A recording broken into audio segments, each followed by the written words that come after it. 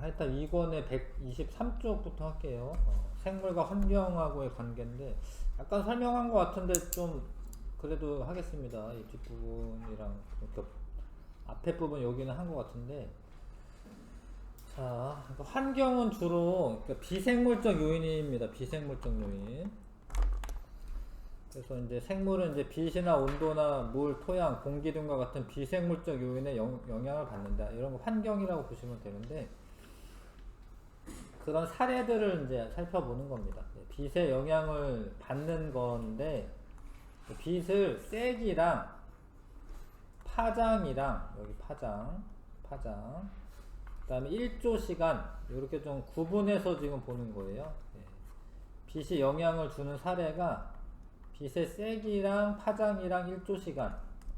빛의 세기는 뭐 밝으면 빛의 세기가 센 건데, 숲의 위쪽으로 갈수록 빛의 세기가 강해집니다. 그러면 그쪽에서 이제 빛을 받아서 강한 빛에 적응한 식물은 이렇게 좀 두꺼워요. 강한 빛을 받는 잎들은 울타리 조직이나 해면 조직이 두껍습니다. 전체적으로. 근데 약한 빛을 받는 애들은 광합성을 그래도 좀 못할 거 아닙니까? 그래서 울타리 조직이나 해면 조직도 얇고 잎이 얇습니다. 그래서 빛의 세기에 따라서 잎의 굵기가 차이날 수가 있는 거지, 그쵸? 한 그루의 나무에서도 강한 빛을 받은 잎은 약한 빛을 받은 잎보다 울타리 조직 발달이 더 많이 돼서 두껍습니다. 이것도 빛의 세기에 영향을 받은 거고, 그 다음에 원래 양엽과 응엽이 또 따로 있어요. 그러니까 양엽 식물은 강한 빛에서 잘 자라나는 식물들이고, 약한 빛에서 더 잘 자라나는 애들도 있어요. 그러니까 음엽 식물을 아니 잘못 설명했구나. 이거지, 미안해. 그러니까 양지 식물과 음지 식물이 있습니다. 강한 빛에 적응한 식물이 있고, 약한 빛에 적응한 식물이 있습니다. 강한 빛에 적응한 식물은 빛이 강할 때 잘 자랍니다. 근데 이런 애를 좀 빛이 약한데 놔둔다. 그러면 시들시들하다 죽어요. 음지 식물은 약한 빛에 적응을 한 거야. 그런 애들은 또 너무 빛이 많이 드는 곳에 놔두잖아. 그러면 잎이 타요, 잎이 타서 금방 죽어요. 그래서 이거는 이제 빛의 세기에 적응한 사례이고, 양엽과 음엽은 이제 같은 종류의 나무인데 강한 빛을 받고 자라면은 양엽인데 그런 애들은 울타리 조직이 발달하는 거고요. 약한 빛이 있는 데서 자란 애들은 음엽인데 그런 애들은 잎이 얇게 된다. 아무튼 양지식물, 음지식물이나 아니면 양엽과 음엽 사례는 빛의 세기에 영향을 주고 받은 사례입니다. 이해되시죠? 그 다음에 이제 빛의 파장에 영향을 받은 건데, 파장이라는 게 원래 이제 진동에서 이렇게 진동이 있을 때 마루와 마루 사이의 거리, 그러니까 한 번 진동할 때 이동하는 거리를 파장이라고 하는데, 빛이 그냥 오는 게 아니라 빛이 이렇게 와요, 이렇게. 근데 어떤 빛은 파장이, 적색광은 파장이, 이게 파장이야, 이게 파장. 파장이 660 나노미터이고, 황색광은 600 나노미터이고, 청색광은 470 나노미터입니다. 파장이 다르죠? 파장이 다르면은 투과정도도 달라요. 투과되는 정도가. 적색광 같은 경우에는 한 20m 깊이까지만 들어와요. 투과를 많이 못하는 거죠. 황색광은 한 40m까지는 들어옵니다. 청색광은 더 많이 들어오고. 근데 녹조류라고 하는 애들은 적색광을 가지고 광합성을 하는 애들이에요. 그러니까 적색으로 광합성하면 빨간색 빛은 흡수하고 나머지는 반사하기 때문에 녹색으로 보여요. 아무튼 녹조류에 해당하는 그런 애들이 있습니다. 무슨 파래김이나 뭐 청각 뭐 이런 애들은 20m 깊이까지만 자라요. 왜냐하면 요 빨간색 빛을 광합성하는 애들이니까. 갈조류에 해당하는 뭐 다시마 이런 게 있습니다. 미역 다시마 이런 거는 더 깊은 곳까지 자라요. 왜냐하면 이제 황색광이 여기까지 들어오니까. 청색광을 단백질 광합성하는데 사용하는 그런 애들은 홍조류 이런 애들이 있는데, 그런 애들이 이제 김이나 우뭇가사리 이런 애들이 있는데, 이런 애들은 더 깊은 곳까지도 자랄 수 있습니다. 서식할 수 있습니다. 그래서 이거는 이제 이 조류들의 서식하는 깊이가 빛의 파장에 의해서 달라진 거죠. 그래서 이거는 이제 파장 때문에 서식하는 깊이가 달라졌다라는 거고, 1조 시간은 원래 1조 시간은 이제 그 낮이 지속되는 시간이죠. 1조는 햇빛이 실제로 내리쬐는 시간이 1조 시간이야.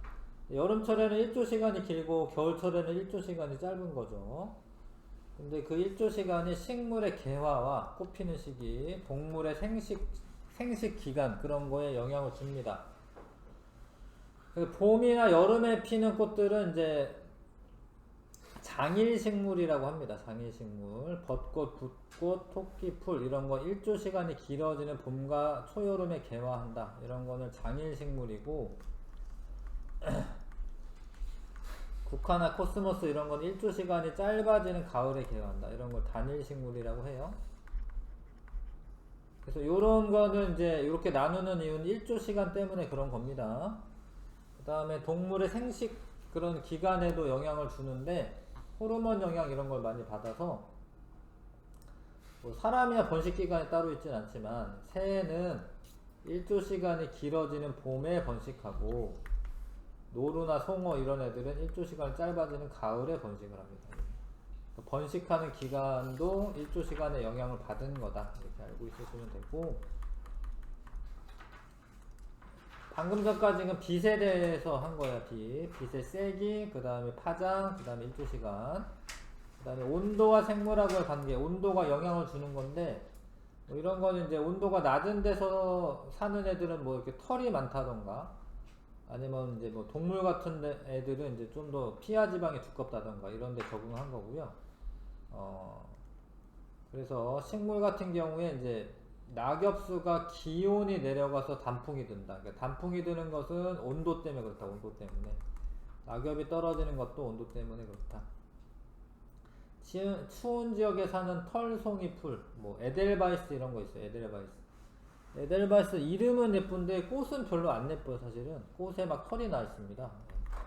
그런 거는 이제 추운 지역에 사는 꽃이기 때문에 그렇고, 동백나무 같은 상록수 이런 애들은 반짝반짝한데, 이런 애들 큐티클층이 두꺼워서 잎을 떨어뜨리지 않고도 겨울을 지낼 수 있습니다.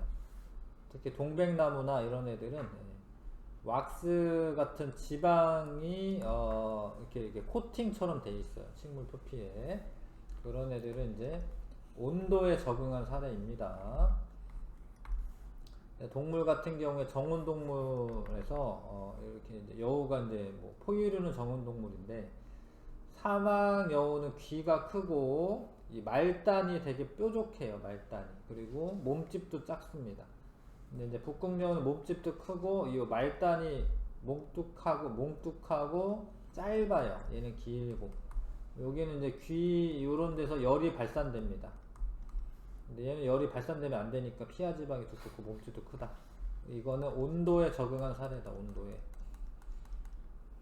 근데 이제 변온동물의 경우에는 기온이 낮아지면은 자기 체온도 낮아지기 때문에, 체온이 낮아지면은 생명활동이 잘 안 일어납니다. 이런 애들은 그냥 겨울잠을 자죠. 변온동물은 겨울잠 자는 것도 온도에 영향을 받은 겁니다. 그 다음에 이제 물에 영향을 받는 거, 물은 생명체의 70% 이상을 차지하며 물질 대사의 매개체로 생명 유지에 필수적이다. 수분을 유지하는 게 중요한데, 식물이 적응한 사례는 이제 뭐 건생, 중생, 습생, 수생에 따라서 형태가 다 다른데, 어떤 건조한 지역에 사는 애들은 저수 조직이 발달되어 있고, 사막 같은 데 사는 애들 이게 잎이 되게 두껍죠. 그 다음에 가시 모양으로 되어 있어서 수분의 증발을 막는다. 이파리가 넓게 있는 게 아니라 가시로 되어 있어 가지고 증산작용이 안 일어나고 수분을 막을 수 있습니다. 중생식물은 보통 식물 이내에 뿌리, 줄기, 잎이 잘 발달되어 있다. 대부분의 육상식물이 되고요. 습생식물은 뭐 이렇게 뭐 물가에 사는 애들, 그런 애들은 물은 충분하니까 뿌리는 잘 발달하지 않아요.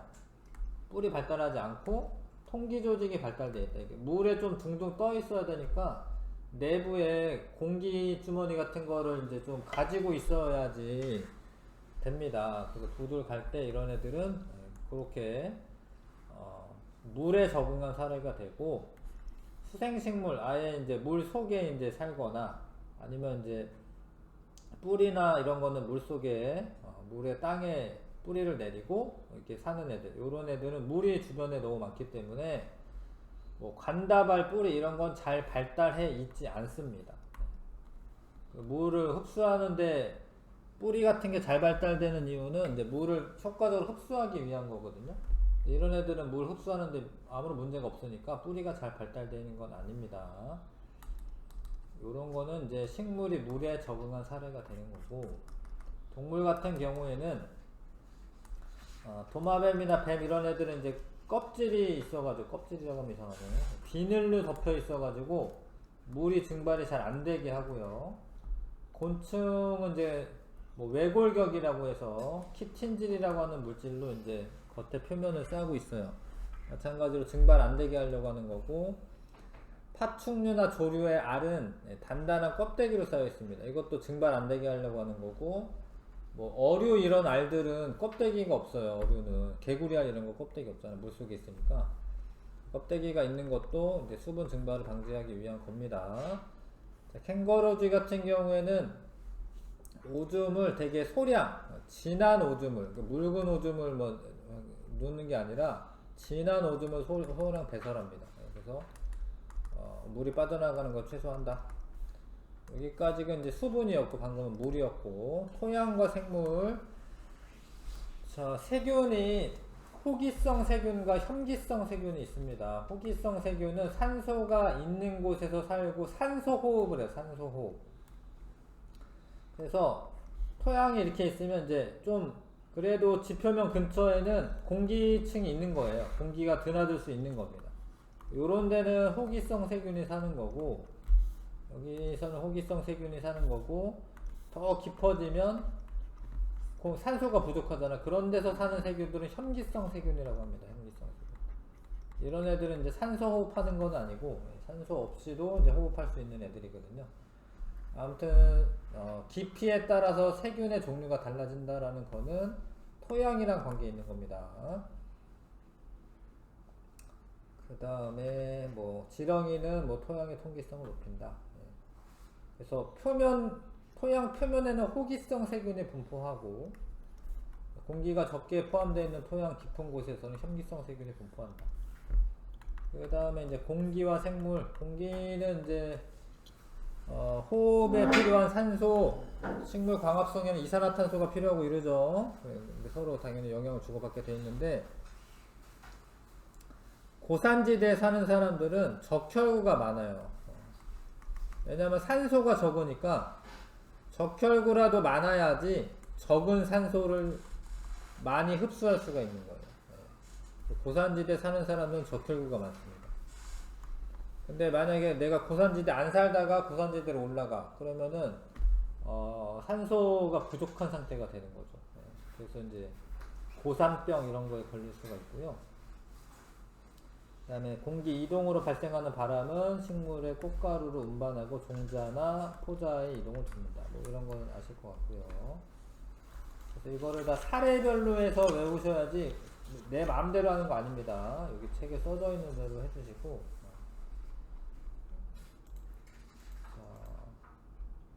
그래서 126쪽. 그래서 양엽은 이제 빛을 많이 받으면 두꺼워지고요. 빛을 적게 받으면 얇아진다. 이런 거고. 그 다음에 1조 시간은, 이거 좀 재밌는 거는, 사실은 1조 시간이 중요한 게 아니라 밤의 지속 시간이 중요한 거예요. 밤의 지속 시간이 짧으면 장일 식물이 꽃을 피는 거예요. 밤의 지속 시간이 짧으면. 이것도 보면은 밤의 전체적인 밤의 시간은 긴데 빛을 중간에 한번 쏴줘가지고 밤의 지속 시간이 짧아. 그래서 이거 꽃 핍니다. 장일 식물인데 전체적으로 밤이 길어도 밤의 지속시간이 짧으면 꽃핍니다. 그래서 밤의 지속시간이 더 중요한 거다. 사실 일조시간보다 밤의 지속시간이 짧으면은 요건 단일식물이구나. 단일식물의 경우에는 밤의 지속시간이 길어야지 꽃을 피죠. 근데 이거는 전체적으로 긴 건 아니야, 얘가. 그러니까 전체적으로는 긴 거야. 근데 중간에 한번 빛이 쏘잖아? 그럼 꽃 안 핍니다, 얘. 그거는 이제 실험을 통해서 알아내는 거고. 자, 그래서 예제에 빛의 세기에 대한 식물의 적응을 설명한 것으로 옳지 않은 것은 양엽은 음엽보다 잎의 면적이 넓다. 양엽은 음엽보다 면적이 넓은 게 아니라 이제 잎이 두꺼운 거죠. 두껍다. 그러니까 두꺼워지는 겁니다. 양엽은. 양엽은 울타리 조직이 두껍게 발달한다 맞고요. 음엽은 건조에 대한 우려가 적어 큐티클층이 얇다. 그러기도 하지. 음엽 그렇고. 음엽은 울타리 조직에 비해 해면 조직이 더 발달되어 있다. 이거는 뭐 읽어둬야지 아는 거네. 그 다음에 음지식물은 양지식물이 살지 못하는 그늘에서도 살 수 있다. 맞아요. 답은 1번 하시고, 가을에 꽃이 피는 국화를 계절을 앞당겨서 꽃이 피게 하려면 여름철에 그러니까 밤의 길이를 길게 해줘야 되니까 요렇게 5번밖에 없네. 5번. 원래 가을에 꽃 피는 애는 밤의 길이가 길어야 되는데 빛을 차단하면 되겠네요. 5번 하시면 되겠다. 되시죠? 이런 건 한번 읽어보시면은 뭐 이해 가는 것 같고요. 이것도. 그래서 요거 해야 되는데 요거 풀려져 있는 문제 있어요? 없어요. 1번부터 10번까지 1번부터 10번까지 풀고요.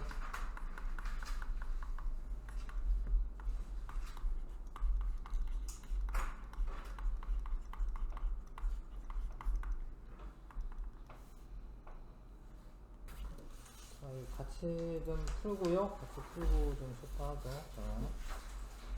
생태계를 이루는 생물과 구성 단계에 대한 설명으로 옳은 것. 사슴 한 마리는 개체고 여러 종의 생물 개체로 이루어진 집단을 개체군이라고 한다.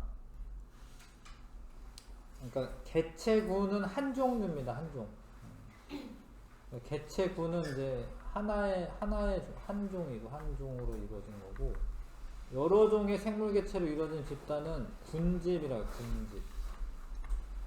여기는 틀렸고, 규모는 거꾸로죠. 이렇게 일정한 지역에 사는 모든 개체군의 무리를 군집이라고 한다. 근데 개체군이 모여 있으면 군집이라고 합니다. 서로 다른 생물종은 반드시 서로 다른 서식 공간을 이용한다. 그렇지는 않죠. 그냥 공유하죠. 서로 싸우기도 하고 이러는데 이제 같은 서식 공간에 살 수 있죠. 기억 리을이고요. 가 나에 해당하는 용어를 쓰시오. 가는 비생물적 요인이고 생물이 아니잖아요. 이런 애들은. 가는 비생물적 요인. 나는 생물적 요인에 해당하고요.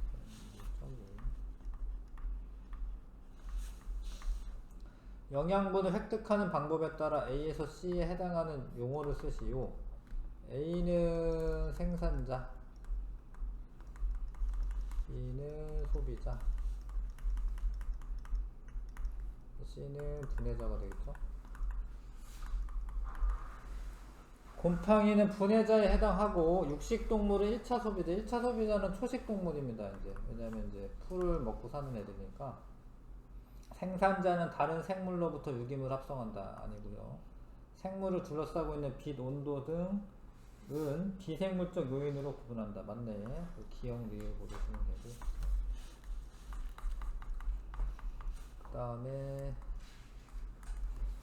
자, 요거 중 하나라고 되어 있고요.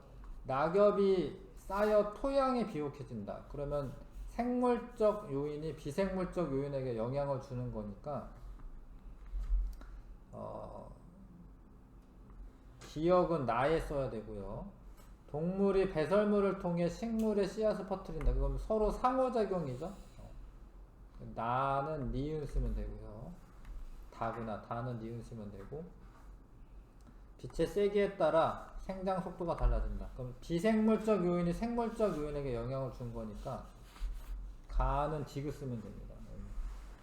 그래서 가는 디귿, 나는 기억, 다는 니은 쓰면 되고, 다는 니은 쓰면 되고. 됐죠? 그 다음에 그렇게만 하면 되는 거죠. 넘어갈게요. 그 다음에 요거는 이제 빛의 파장이 영향을 주는 건데, 파장이 길수록 수심이 깊은 곳까지 투과하냐. 봐봐, 청색광이 많이 투과를 하는 거니까 파장이 짧을수록이고, 해조류의 분포는 투과하는 빛의 파장의 양에 따라 달라진다. 뭐 맞는 이야기이긴 하죠. 파장과 양에 따라 달라진다. 그 다음 해조류는 자신의 몸 색깔과 같은 빛을 주로 이용하는 게 아니고, 만약에 붉은색을 이용하면은 그거 빼고 나머지가 합쳐져서 보이는 색깔, 녹색인가봐, 그런 식으로 이제 보색 관계가 있긴 하지. 자기가 주로 이용하는 빛의 색이 나는 게 아닙니다. 그거는 쓰고 흡수를 해버리고 나머지 빛을 반사하니까 다르게 보이는 거고요. 요거는 이제 가는 나보다 추운 지역에 서식한다 맞고, 가는 나에 비해서 몸집이 크고 몸의 말단부는 작다 맞습니다. 여기 말단부인데 말단부 작습니다. 나는 몸이 열을 외부로 방출하지 않도록 적용한다. 아니죠, 방출해야죠. 더운 곳에 사니까 열 방출이 잘 되어야 합니다. 그 다음에 수련은 뭐 줄기가 연하고 관다발이나 뿌리가 잘 발달되어 있지 않다. 물이 많아서 그렇고, 선인장 저수 조직이 잘 발달하고 입이 가시로 됐다. 물이 적어서 그렇죠. 그래서 물 때문에 그런 거죠. 물 쓰시면 되고. 그 다음에 8번에 무슨 역할을 담당하여, 지금 읽어보셔야겠네요. 세균 곰팡이니까 이건 분해자지. 기억은 분해자 역할을 담당하고 토양의 통기성을 높인다. 통기성을 높입니다. 지렁이가 돌아다니면서 통기성을 높인다. 그 다음에 공기에 의해 생물이 받는 영향에 대한 거, 꽃가루가 바람에 의해 운반된다. 괜찮고, 캥거루 쥐는 콩팥이 발달하여 진한 오줌을 소량 배설한다. 그거는 물 때문에 그렇습니다. 고산지대 사는 사람, 평지 사는 사람보다 벽수가 많다. 이거 공기 영향 받은 거죠. 기억 디귿. 그 다음에 국화는 가을에 꽃핀다. 이거는 1조 시간이고, 음지식물 잎이 얇다. 빛의 세기. 선인장은 물. 북극여우, 사막여우 이런 거는 온도. 가을에 단풍이 붉게 물든다. 온도입니다. 이것도 온도. 그 다음에 바다 깊은 곳에 홍조류가 많이 분포한다. 이거는 빛의 파장. 4번, 5번 둘 다 디귿이에요. 이렇게 하시면 되고요.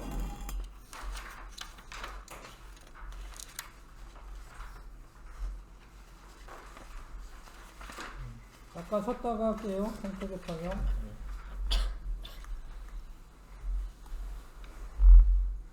생태계 평형. 이 부분 그렇게 어렵지는 않아요. 생태계 평형은 일단 먹이 사슬은 먹고 먹히는 관계를 이렇게 사슬처럼 연결한 겁니다. 먹이 사슬은 그냥 일렬로 연결하는 거고, 어떤 생태계에 먹이 사슬이 여러 개가 같이 있거든요. 그래서 그거를 다 이렇게 먹이 그물처럼 복잡하게 얽혀 있는 거는 먹이 그물이라고 합니다. 먹이 사슬은 이제 풀이 토끼한테 먹히고, 토끼가 뱀에 먹히고, 뱀이 독수리한테 먹히고, 이런 거를 이제 이런 먹이 사슬을 다 이렇게 그려 놓으면 먹이 그물이 되는 거죠. 보실 수 있을 거고, 생산자가 무기물을 이용해서 유기물을 합성하고, 뭐 포도당 이런 게 유기물인 거죠. 무기물은 이제 물하고 이산화탄소 무기물이고, 포도당 이런 거, 영양분 이런 거 합성하죠. 그래서 그런 유기물이 먹이사슬을 따라 소비자로 이동하여 생물의 배설물과 사체에 포함된 유기물은 분해자에 의해 또 무기물로 분해되어 환경으로 되돌아간다. 이러한 과정에서 유기물에 저장된 에너지가 그 먹이랑 같이 이제 이동을 하게 되는 겁니다. 그래서 물질도 이동하고 에너지도 같이 이동하는 겁니다. 다음에 이제 요거는 이제 먹고 먹히는 관계만 표현한 건데, 양적인 관계를 표현하면은 이제 피라미드 형태가 돼요, 대부분. 그러니까 이제 생산자가 이만큼 있고, 개체 수네 이거는. 1차 소비자는 이만큼 있고, 위로 올라가서 점점 좁아지잖아요. 그러니까 피라미드 형태가 되겠죠. 그래서 개체수에 의한 피라미드는 개체수 피라미드고, 생물량은 그냥 그람수예요, 그람수. 생산자가 제일 많아요. 그 다음에 에너지 피라미드, 에너지를 계산한 거지. 아무튼 다 이게 피라미드 형태가 되는데, 역피라미드 형태가 되는 얘는 개체의 크기, 풀이 더 작잖아. 풀보다 토끼가 크고, 뭐 토끼보다 여우가 크고, 여우보다 호랑이가 크고, 뭐 이렇게 되겠죠. 개체의 무게, 행동 범위, 생물의 농축도, 이런 거는 역피라미드 형태가 되는데, 뭐 그거는 그냥 알아두시고, 개체수나 생물량이나 에너지 등은 피라미드 형태가 된다. 이런 거는 이제 수랑 관계가 있습니다. 양적인 거랑 관계가 있습니다. 그 다음에 에너지 효율이라고 하는 게 있는데, 생산자가 100만큼의 에너지를 가지고 있었고 1차 소비자가 10만큼 있으면 100분의 10 곱하기 100 해서 요로 이동하는 에너지 효율이 10%가 되는 겁니다. 10%만큼 에너지가 이동했다, 이렇게 표현하면 되네요. 그 다음에 10분의 1이니까 마찬가지로 여기도 10% 이동한 거고, 여기도 10%네. 지금 이제 예를 들다 보니까 뭐 10% 나왔지만, 원래는 상위 단계로 갈수록 에너지 효율이 높아져요. 그래서 우리가 그냥 식물을 먹는 것보다는 고기를 먹는 게 에너지 효율이 좀 더 높긴 해요. 그래서 뭐 그런 거는 있습니다. 아무튼 상위 영양 단계로 갈수록 원래 에너지 효율이 조금씩 증가를 합니다. 이건 예를 들어서 이제 이렇다라는 이야기, 계산할 때 이렇게 한다라는 이야기고. 그래서 먹이 사슬은 생산자부터 최종 소비자까지 먹고 먹히는 관계를 사슬 모양으로 나타낸 것이고, 여러 개의 먹이 사슬을 복잡하게 얽혀 있는 것은 먹이 그물이고, 생태 피라미드는 각 영양 단계에 속하는 생물의 개체수나 생물량이나, 이건 그냥 질량입니다, 에너지 양 등을 생산자부터 쌓아 올린 것으로 상위 영양 단계로 갈수록 줄어들으니까 피라미드 모양이 된다라는 거죠. 요런 데이터는 피라미드 모양이 되는 겁니다. 넘어갈게요. 생태계 평형이 유지되는 원리. 일단은 종다양성 이런 게 높아야 돼요. 생태계 평형이 잘 유지된다라는 거는 뭐 어떤 일이 벌어져 가지고, 예를 들어서 뭐 쥐를 다 잡아버렸어요. 쥐약을 뿌려서. 그럼 쥐가 죽었어. 그러면 뱀도 죽겠지? 매는 그래도 살 수는 있네. 왜냐면 이제 매 못 사는구나. 매도 못 사네요. 그러면은 여기 생태계는 금방 파괴가 됩니다. 근데 이렇게 좀 복잡하게 있으면, 쥐가 죽었어. 그러면은 뱀은 개구리나 토끼 먹으면 되고, 매도 쥐 안 먹고 개구리나 토끼나 뱀 먹으면 되니까, 여기 생태계는 이제 쥐 종이 사라졌다 하더라도 유지가 되겠죠. 그래서 종의 구성이 단순하면 어느 한 종의 개체수가 크게 변했을 때 다른 종의 종도 크게 영향을 받기 때문에 생태계 평형이 잘 깨지는데, 이런 식으로 좀 더 복잡하게 있으면 생태계 평형이 잘 안 깨진다라는 거고요. 간단한 예로 여기서 이제 1차 소비자가 일시적으로 증가했다. 그러면은 봐봐. 여기 일단 생태계 평형이 깨진 건데, 얘가 풀을 막 뜯어먹으니까 이 생산자 감소하겠지. 근데 얘가 먹잇감으로 있는 2차 소비자는 늘어나겠죠. 왜냐면 이 1차 소비자 증가했으니까. 근데 그렇게 되다 보면은 1차 소비자는 생산자는 줄어들고 2차 소비자는 증가했기 때문에 얘는 감소하게 되겠죠. 이렇게. 얘가 감소하면 2차 소비자도 감소하고 얘가 줄어들었으니까 이 풀들도 좀 더 이렇게 더 많아지겠지. 원래대로 돌아옵니다. 이렇게 원래대로. 생태계 평형이 회복이 됩니다. 이런 단계를 거쳐서 생태계가 회복이 되고요. 근데 그러는 도중에 사실 이제 희생자가 많은 거예요. 그러니까 요만큼 다 희생할 거고, 요만큼도 막 이렇게 줄어들 거고, 요런 애들도 많이 줄어들고. 그냥 요렇게 이렇게 사는 게 가장 희생자가 적은 건데, 생태계 평형이 깨지면 많은 생명체들이 죽을 수 있죠. 자, 비생물적 요인과 생태계 평형. 비생물적 요인도 당연히 생태계 평형에 영향을 주는 거지. 영향 주는 거고. 생태계 평형 회복 사례. 미국의 옐로스톤의 국립공원에 늑대들이 많아서 사슴을 보호하기 위해서 늑대를 잡았습니다. 실질적으로 멸종을 시켰다. 그러면 사슴 수가 늘어나는 것 같죠? 늘어나긴 했어요, 사실 처음에. 근데 너무 급격하게 늘어나니까 먹이가 부족해지는 거야. 그 국립공원에 이제 그런 풀들이 되게 부족해지는 거야, 생산자가. 그래서 오히려 더 사슴들의 무리 개체수가 줄어듭니다. 그러니까 늑대는 줄어들었는데 먹이가 부족해지면서 개체수가 급감하게 됩니다. 그래서 다시 멸종된 늑대를 복원하는 사업을 진행하면서 늑대를 외부로부터 도입을 했어. 그 이후로는 개체수가 유지되면서 더 괜찮아졌다 이거지. 그래서 늑대를 잡았더니만 사슴의 개체수가 잠깐은 늘어날 수 있는데 나중에는 다시 또 줄어들었다 뭐 이런 이야기입니다. 그 다음에 호주의 딩고, 개죠. 개, 야생 개. 딩고를 박멸하기 위해 노력하였다. 그 결과 딩고가 제거된 곳에서는 얘가 토끼나 여우 이런 걸 안 잡아먹으니까 얘네가 증가하고, 근데 얘네가 증가하면은 캥거루는 또 얘네랑 뭐 먹이 관계가 있는 거죠. 얘네가 막 다 풀 뜯어먹고 이러면은 캥거루가 못 사는 거죠. 개체수가 캥거루 개체수가 감소하였다.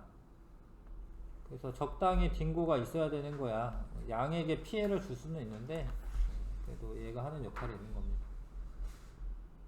그 다음에 해달이 있는데 여기가 해달이죠. 해달이 모피 사냥으로 멸종 위기에 있었다.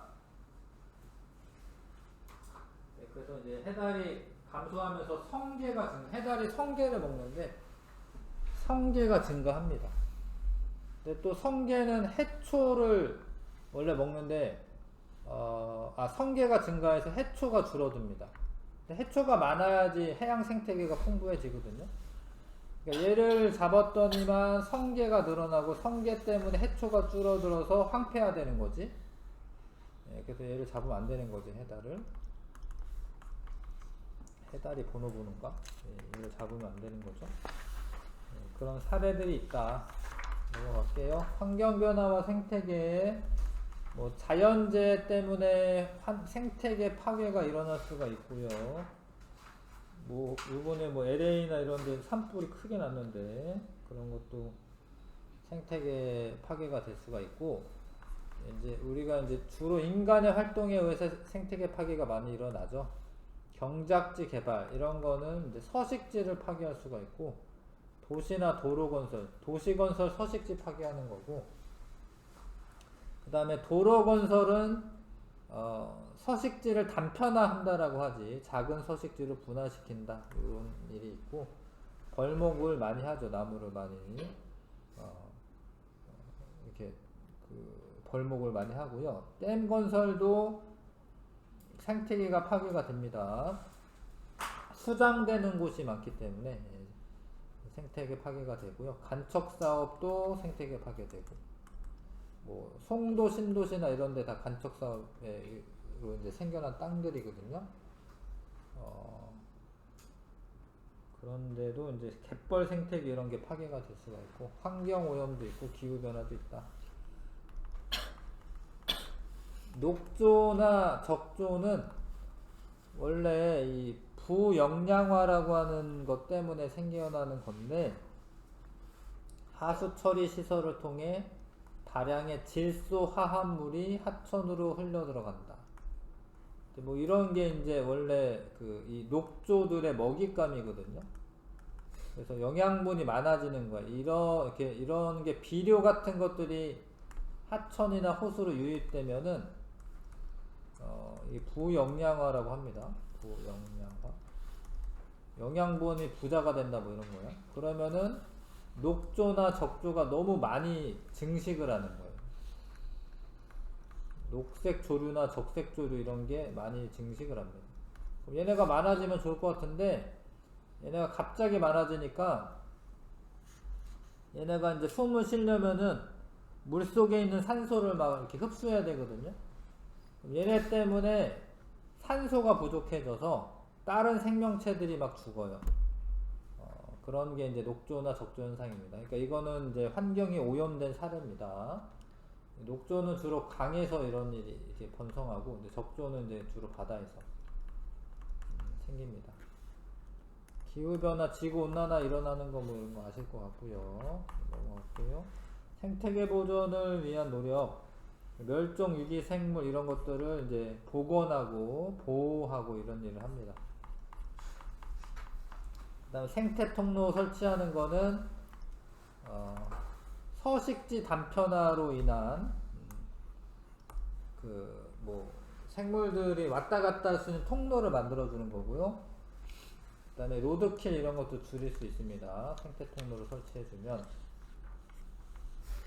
하천을 예전에는 여기 이렇게 막 물살에 쓸려가지 말라고 이렇게 콘크리트 제방 같은 걸로 이렇게 만들어 놨었는데, 요즘은 이걸 뜯어내고 여기에다가 이제 생태 하천으로 만드는 거죠.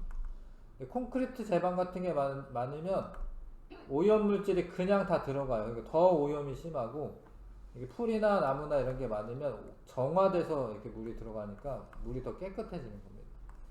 하천 복원 사업 뭐 이런 것도 하고, 도시 및 숲에 이제 도시 숲 및 옥상 정원 조성. 도심에도 숲을 많이 조성하려고 하고, 옥상에도 이렇게 숲을 많이 생태계를 조성을 해 나갑니다. 뭐 이런 사업들을 하고 있다. 시화호라고 해서 원래는 이제 바닷물인데 그거를 담수화 하려고 했어. 담수화. 호수로 만들려고 했어요. 바다를 막아서. 그런 계획을 세웠는데 너무 오염이 심해져가지고 그냥 텄어요. 그냥 포기하고 시화호에 그 댐을 뚫어가지고 이제 조력발전소 세우고 바닷물이 왔다 갔다 하게 했습니다. 그랬더니 원래대로 돌아왔습니다. 너무 오염이 심했는데, 안산 지역이 시화호라는 데서 그런 일이 있었고, 열섬 현상은 도시에 고층 빌딩도 많고 막 이러면 열이 갇혀가지고 열이 섬처럼 있는 게 열섬 현상입니다. 도시가 덥다 이거지. 도시 중심부에는 뭐 에어컨도 많고 바람도 안 통하고 콘크리트 같은 게 이제 빛도 많이 흡수하니까 열섬 현상이 있습니다. 그런 이제 내용들이나 용어들을 좀 알고는 있어야 하고요. 넘어갈게요. 멸치를 불린 다음에 좀 큰 멸치여야겠죠. 그 위 안에 있는 거를 끄집어내서 현미경으로 보면 멸치가 플랑크톤도 먹고 물벼룩 같은 것도 잡아먹는구나. 뭐 그런 먹고 먹히는 관계 이런 거 알 수 있다. 이런 실험이고요. 탐구하기 문제 푸시는데 옆에 이 그림 좀 화살표 잘 보고 푸셔야 할 것 같고, 1번, 2번 풀어보십시오.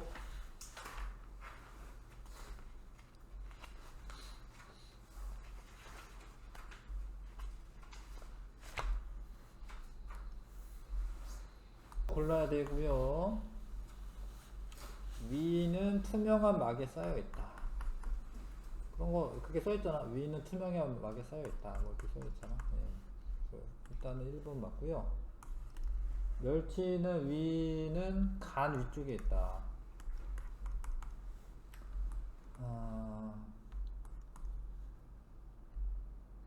위는 간 위쪽에 있다. 그거 어떻게 알지? 모르겠는데 그거는 살펴봐도 없는데 이건 모르겠고, 어떤 멸치를 사용해도 먹이를 쉽게 관찰할 수 있다. 근데 좀 그래도 큰 멸치여야 될 것 같은데. 위를 그러니까 두 개만 고르는 거니까 일단 제일 맞는 거 골라야겠죠. 위를 해부침으로 잘게 찢으면 멸치의 먹이가 손상됨으로 관찰하기 어렵다. 그건 아니고 되게 작으니까 괜찮을 것 같고, 배율을 저배율로 관찰하고 고배율을 바꿔 관찰한다. 이게 맞는 겁니다. 그러니까 현미경 사용할 때 처음부터 고배율로 보는 게 아니고 저배율로 관찰하고, 그 다음에 내가 관찰하고 싶은 걸 이제 포커스를 맞춘 다음에 거기 이동시키고 그 다음에 다시 고배율로 바꾸는 겁니다. 1번, 5번만 고르시면 되고요. 종 다양성이 높은 생태계는 가져가. 종이 다양하게 있어야 되니까. 특정 종이 사라졌을 때 평형을 잘 유지할 수 있는 가능성이 높은 생태계 가져. 가고 종 다양성이 높기 때문이다. 뭐 이렇게 써도 되고, 그냥 그렇게 쓸게. 종 다양성이 높아서. 다른 생물종으로 대체할 수 있는 먹이가 있는 거죠.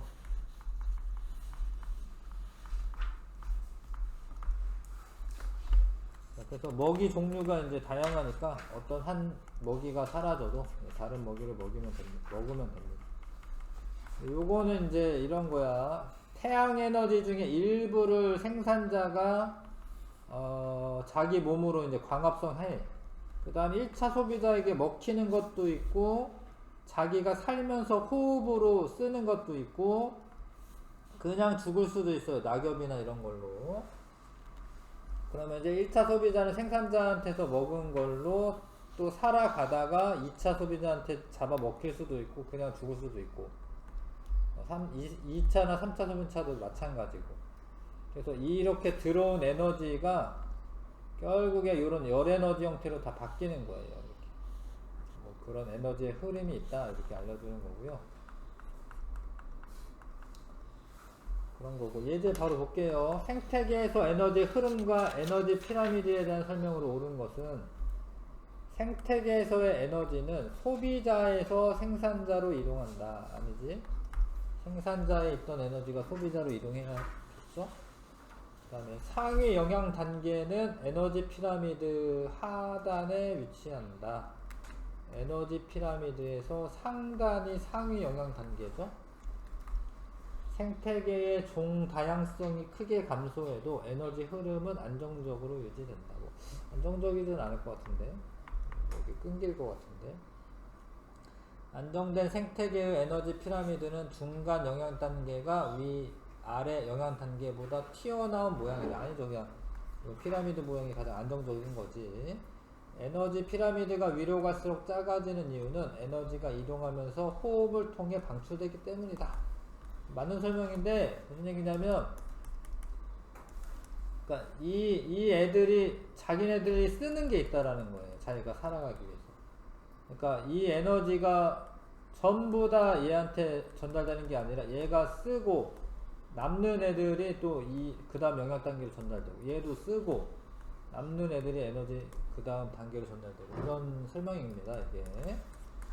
그래서 이렇게 줄어드는 이유가 호흡을 통해 그 생명체가 살아가면서 에너지를 쓰기 때문에 점점 줄어든다. 5번 답으로 하시면 되겠습니다. 개념 확인 1번부터 11번까지 요 단어는 그렇게 어려운 건 아니고요. 이제 잘 꼼꼼히 잘 읽어주시고 이것도 풀어보시고요.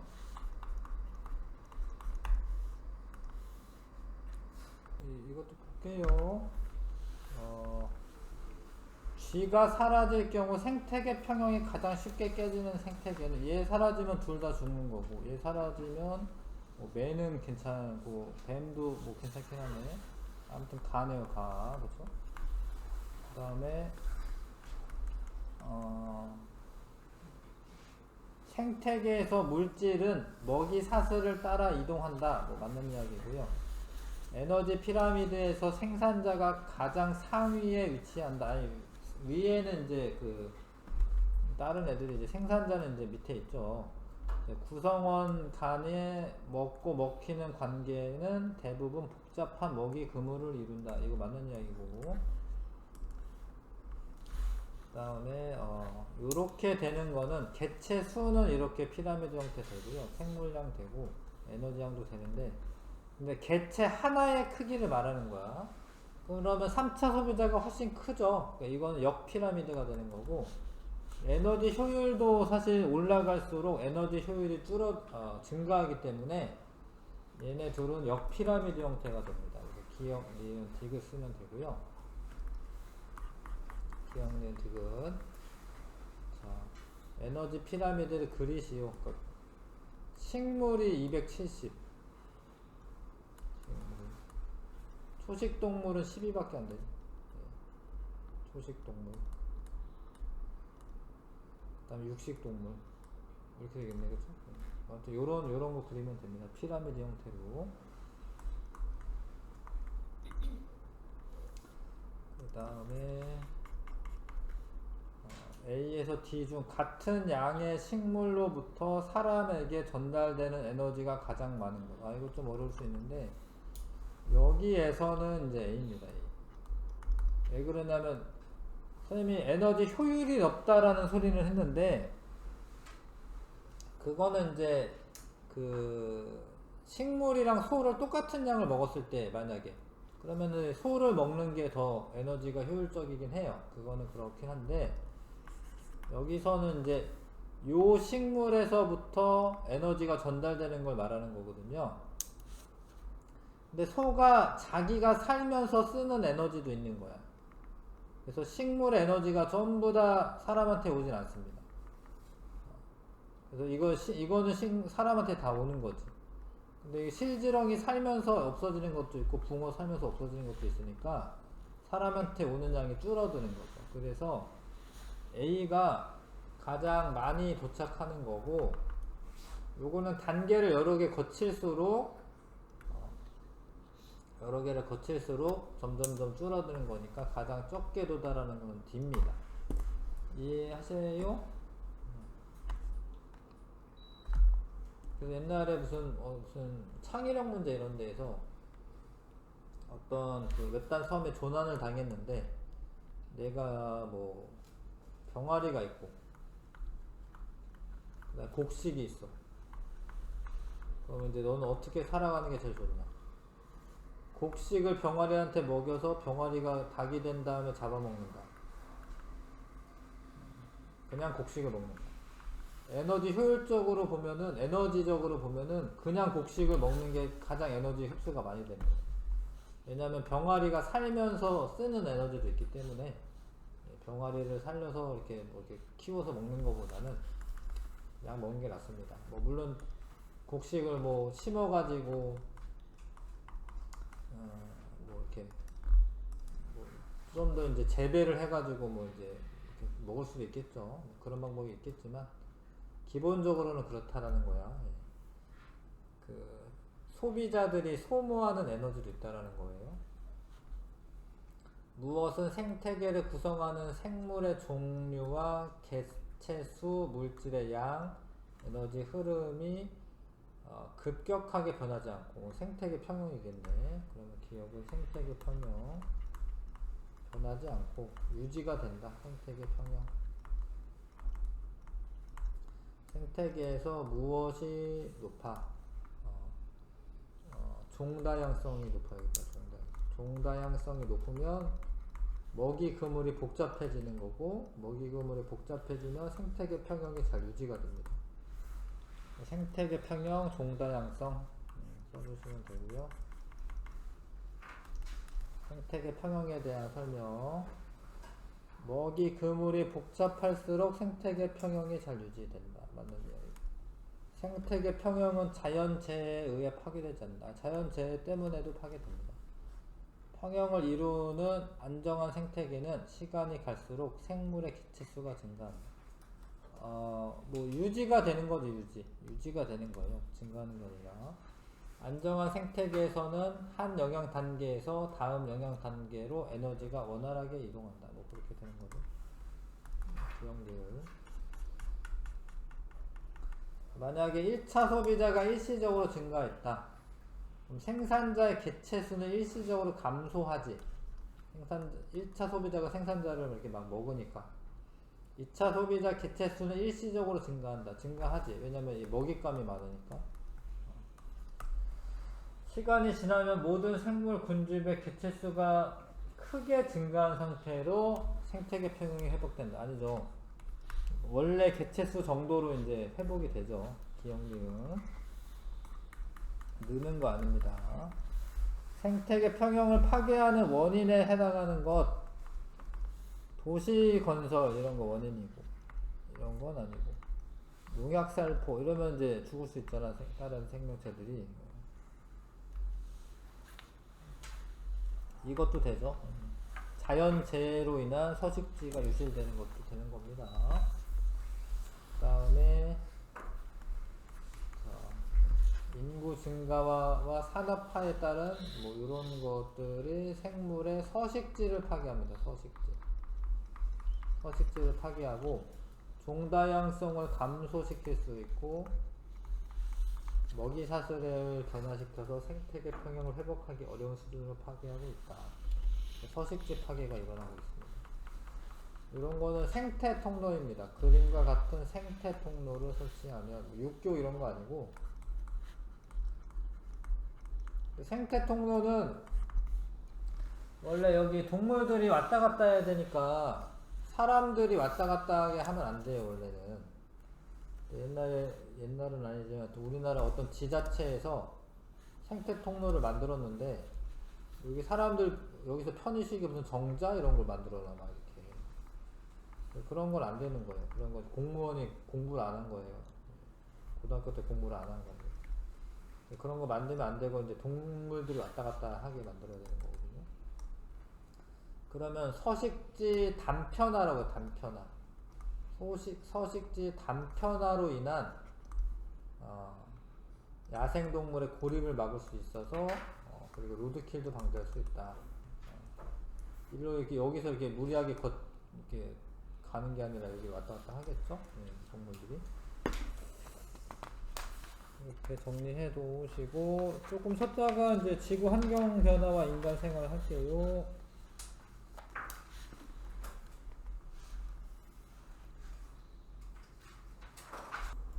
자, 그 다음에 합시다. 지구 환경 변화와 인간 생활.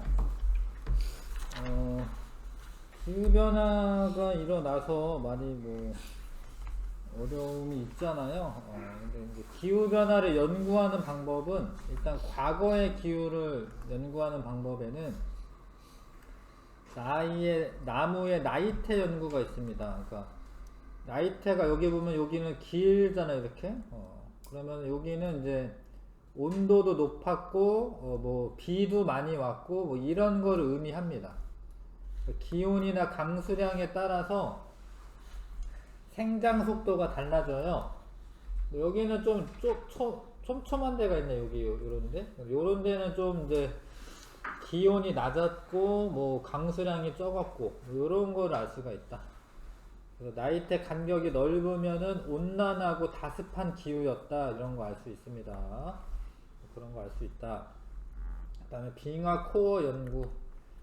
그 빙하를 빙하에도 나이테가 있어요. 빙하에도 남극에 가면은 이제 여름에는 약간 녹을 수 있어요. 눈이 남극이어도. 여름에는 좀 촘촘하고 겨울에는 많이 쌓여요. 그 다음에 또 좀 촘촘하고 많이 쌓이고. 그러다 보면 나이테가 또 있습니다. 사실 빙하에도 나이테가 있어요. 근데 거기를 이제 이렇게 그 드릴로 이렇게 뚫는 거예요. 이렇게 빙하 코어라고 하는 걸 채취를 하는 거야. 이렇게. 근데 이게 빙하가 쌓일 때 눈이 오고 그 안에 공기들이 있는데 그 위에 다시 쌓이고 이래서 뭐 몇십만 년 전에 있는 공기 같은 게 있어요. 빙하 코어 안에.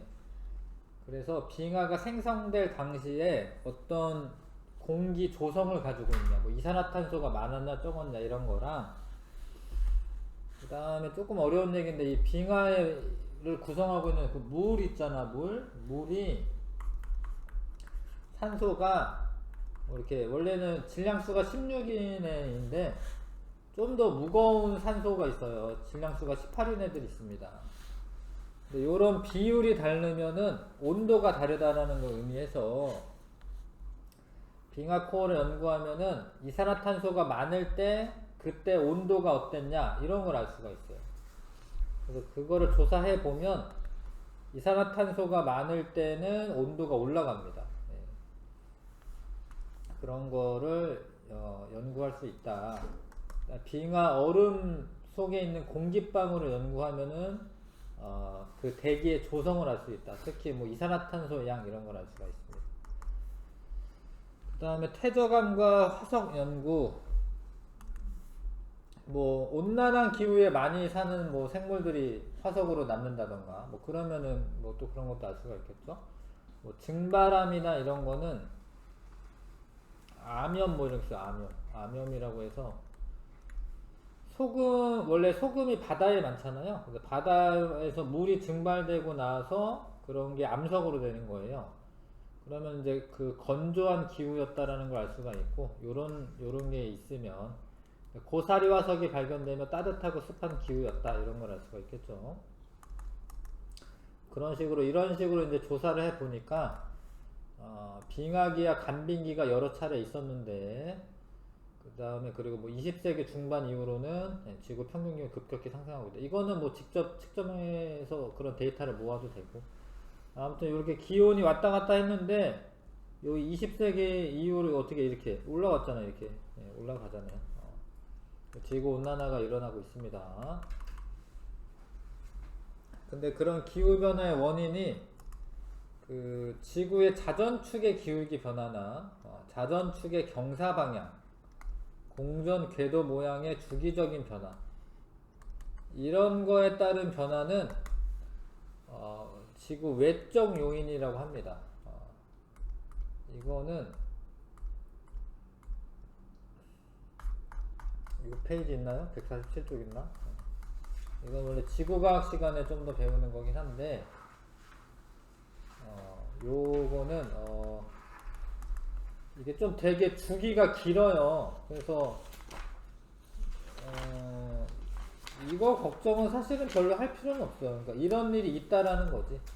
지구의 자전축이 26,000년을 주기로 해서 변하는데, 그러니까 주기가 26,000년이라는 거는 26,000년 지나면 원래대로 돌아온다라는 거고, 만약에 13,000년 후가 되면, 봐봐, 원래는 이제 자전축이 요렇게 기울어져 있는데 자전축이 요 반대편으로 기울어진다라는 거야, 이렇게.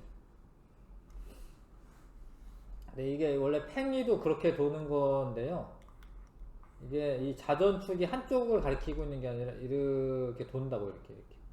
근데 이게 한 바퀴 도는데 26,000년 걸린다고. 13,000년이면 이렇게 된다고, 이렇게. 이렇게 되면 무슨 일이 있냐면, 사실 지금이 북반구에 살기 좋은 시대입니다. 왜냐면, 봐봐. 여기가 북극이 태양 쪽으로 향하고 있으면은 여름이에요. 북반구 기준으로 해서. 여름인데 태양에서 멀리 있어요. 그러니까 여름인데 태양 복사 에너지가 좀 적게 도달합니다. 북반구는. 그래서 여름인데 남반구의 여름보다는 좀 덜 더운 거예요. 왜냐면 봐봐, 여기가 남반구인데 남반구 여름일 때 태양 가깝죠. 남반구가 더 더워요, 여름 때. 겨울 때도 그런데, 겨울 때 보면은 요때가 겨울인데 태양이랑 좀 가깝지. 그러면 좀 덜 추워요. 북반구가 현재 살기가 더 좋은 거예요, 남반구보다. 그런데 한 13,000년 후가 되면은 겨울일 때 태양에서 멀지. 그러면 북반구가 더 추운 거예요. 여름일 때 태양에서 더 가깝지. 그러면은 여름이 더 더운 거예요. 그런 일이 있다고, 그런 수 있다고. 근데 이거는 13,000년 후 일이기 때문에 뭐 많이 걱정할 필요는 없다. 우리는 일단은 지금 뭐 몇십 년이나 요때 이제 걱정하는 거지. 그 다음에 지구 자전축 기울기 변화는 41,000년을 주기로 해서 지금은 23.5도라고 배우거든요. 23.5도. 근데 이렇게 24.5에서 21.5로 왔다 갔다 합니다. 이게. 근데 이거는 이제 많이 기울어지면은 연교차가 커지는 거예요. 좀 적게 기울어지는 게 연교차가 적은 겁니다. 지금은 좀 큰 상태죠. 연교차가 봄, 여름, 여름이랑 겨울에 연교차가 좀 큰 상태입니다. 지금은. 그리고 이럴 수 있다라는 거. 많이 기울어지면은 여름이랑 겨울의 차이가 커지는 거예요. 그 다음에 공전 궤도 이심률 변화 10만 년을 주기로 합니다. 그러니까 이심률이 크면은 이렇게 좀 많이 찌그러져 있고 이심률이 작으면은 이렇게 원형에 가깝습니다. 이것도 이제 왔다 갔다 하는 거예요. 왔다 갔다 하는 건데 이런 일들은 좀 뭐 환경 오염 이런 거랑은 별로 상관없고 지구의 외적인 요인이라고 하는데 외적 요인이라 써있죠. 외적 요인. 근데 이거는 되게 오랜 세월 있어야지 변하는 거니까 이거는 일단 그럴 수 있구나 이 정도지 큰일 나서 뭐 대책을 세운다라고 해결되는 것도 아니고 저거는 근데 지금 이제 문제는 저거는 아니고 이산화탄소 같은 것 때문에 그렇죠. 아무튼 자전축의 기울기, 경사, 방향, 그 다음에 뭐 공전궤도 모양 이런 거는 영향 줄 수 있다라는 거 줄 수 있습니다. 그 다음에 수륙 분포의 변화 요것도 좀 오래 걸리는 거죠. 그러니까 뭐 판기하가 형성됐을 때의 그런 해수의 흐름이랑 현재 해류의 변화 이런 거는 다르잖아요. 기후가 변할 수 있다라는 거. 수륙 분포 변화도 기후 변화를 일으킬 수 있다. 대규모 화산 폭발이 일어나면은 이건 잘 읽으셔야 되는데 문제를 화산재가 많이 분출되면은 기온이 낮아지는 거고 이산화탄소가 많이 분출되면은 기온이 올라가는 거예요. 화산 활동 때문에. 자, 그 다음에 지표 반사율의 변화. 빙하나 숲의 면적이 달라지면 지표면의 반사율이 변하여 지구 기후의 변화를 일으킬 수 있습니다. 자, 이거는 이제 그 근래에 이제 측정한 거죠. 1880년부터 이산화탄소가 이렇게 점점 많아지고 있는데 그러면서 평균 기온도 이렇게 올라가고 있다는 거예요. 이렇게. 그래서 지금 이제 원래보다도 이제 한 0.6도씨는 올라갔다 이런 거죠. 지구 평균 기온이. 그러면 그런 게 이제 지구 온난화가 일어나는 거고 이산화탄소는 이제 지구 복사 에너지를 흡수하는 애입니다. 원래 태양 복사 에너지는 거의 그대로 들어왔다가 여기 뭐 대기 중에 흡수되기도 하고 그러겠지만 아무튼 지표에서부터 나갈 때 대기층에서 흡수를 해요. 적외선 영역에서 흡수를 합니다. 그러면은 이제 요것 때문에 온실 효과가 발생하고 그러면 따뜻해요. 따뜻한 건 좋은 건데 근데 점점점 이산화탄소가 많아지면서 화살표 굵기의 차이가 있죠. 보시면 요건 이만큼 흡수했다라고 되어 있는 건데 이건 이만큼 흡수한 거잖아요. 그렇죠? 그래서 더 많은 양의 그 지구 복사선을 흡수하면서 기온이 올라가고 있다. 그 지구온난화가 발생하고 그 지구온난화 발생하면 일단은 이제 해수가 열팽창이라는 걸 알 수 있습니다. 온도가 올라가면은 액체의 부피가 커지는 거죠. 그 다음에 극지방에 있는 그런 빙하가 녹으면은 해수면이 상승하게 됩니다. 이 두 가지 효과가 있어요. 해수의 열팽창과 빙하가 녹는 효과 이거 두 개가 합쳐져서 해수면이 상승할 수 있다. 해수면이 상승하면은 이제 해안 저지대가 침수돼서 육지 면적이 감소합니다. 그래서 바닷가 근처가 뭐 좋기는 해도 이제 지구 온난화가 너무 심해지면 이제 잠길 수 있다는 거예요. 그 다음에 기상 이변의 횟수도 증가한다. 강도도 증가한다. 수증기가 많이 공급되니까 온도가 높아지면 그러면 이제 뭐 태풍이나 이런 것도 훨씬 더 세게 되는 거고요. 그 다음에 이산화탄소가 바다에 녹으면 해양이 산성화돼서 산호초나 조개 이런 게 죽을 수 있습니다. 그 다음 식생과 어종의 변화, 뭐 바나나나 뭐 귤이나 이런 거 막 그 제주도에서만 나질 않고 육지에서도 나기도 합니다. 그 식생의 변화가 있는 거죠. 지구 온난화를 줄이기 위해서는 이산화탄소 배출량을 감소해야 하고요. 그 다음에 뭐 대체 에너지 개발도 해야 되고, 국제 협약을 통해서 이제 함께 이 정도는 줄입시다 이렇게 약속을 하는 겁니다. 그런 것도 해야 된다.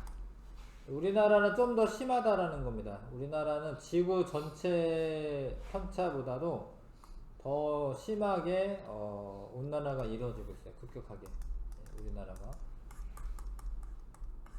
우리나라 이제 나중에 이제 봄이나 가을은 되게 짧고 여름과 겨울 겨울이 짧아지는 거구나. 여름이 길어질 거고, 그 다음에 이렇게 아열대 기후화 될 거다. 지금은 원래 온대 기후라고 하는데 온대 기후, 아열대 기후화 될 거다. 아열대까지는 참을 수도 있을 것 같긴 한데, 만약에 열대가 되면은 더 골치 아플 것 같고, 아열대까지는 겨울에 너무 안 추우면은 좀 되지 않나 싶기도 하고. 특히 이제 모기는 너무 많아지잖아. 모기가 작년에 이제 거의 한 11월까지 막 모기가 막 있었는데요. 네, 그런 일들이 벌어질 수 있고, 생물 서식지가 점차 북상하게 됩니다.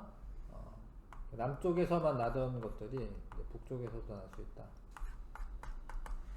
넘어갈게요. 그 다음에 대기 대순환과 햇수의 표층순환, 여기가 조금 어려워요.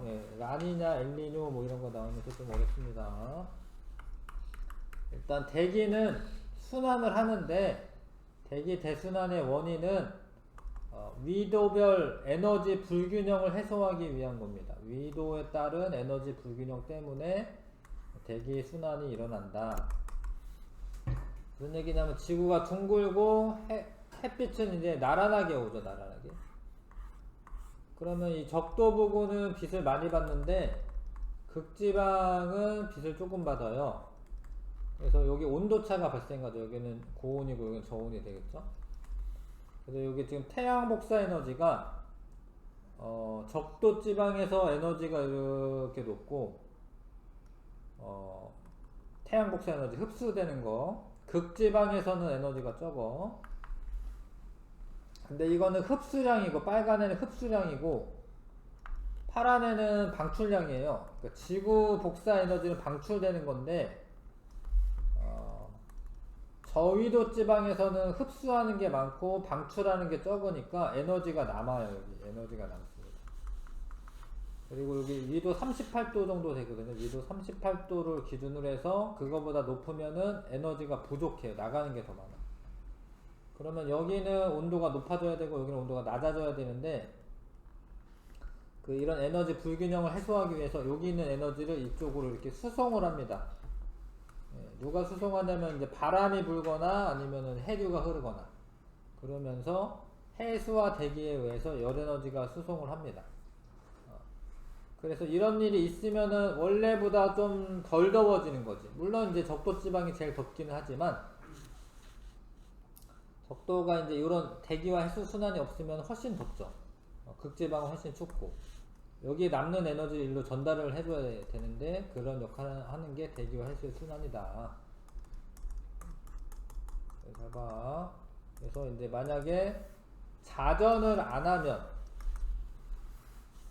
이건 중요해. 이제 앞에는 좀 나중에 이제 공부하셔도 이제 책만 잘 읽으시면 이제 알 수 있는데, 이해가 필요합니다.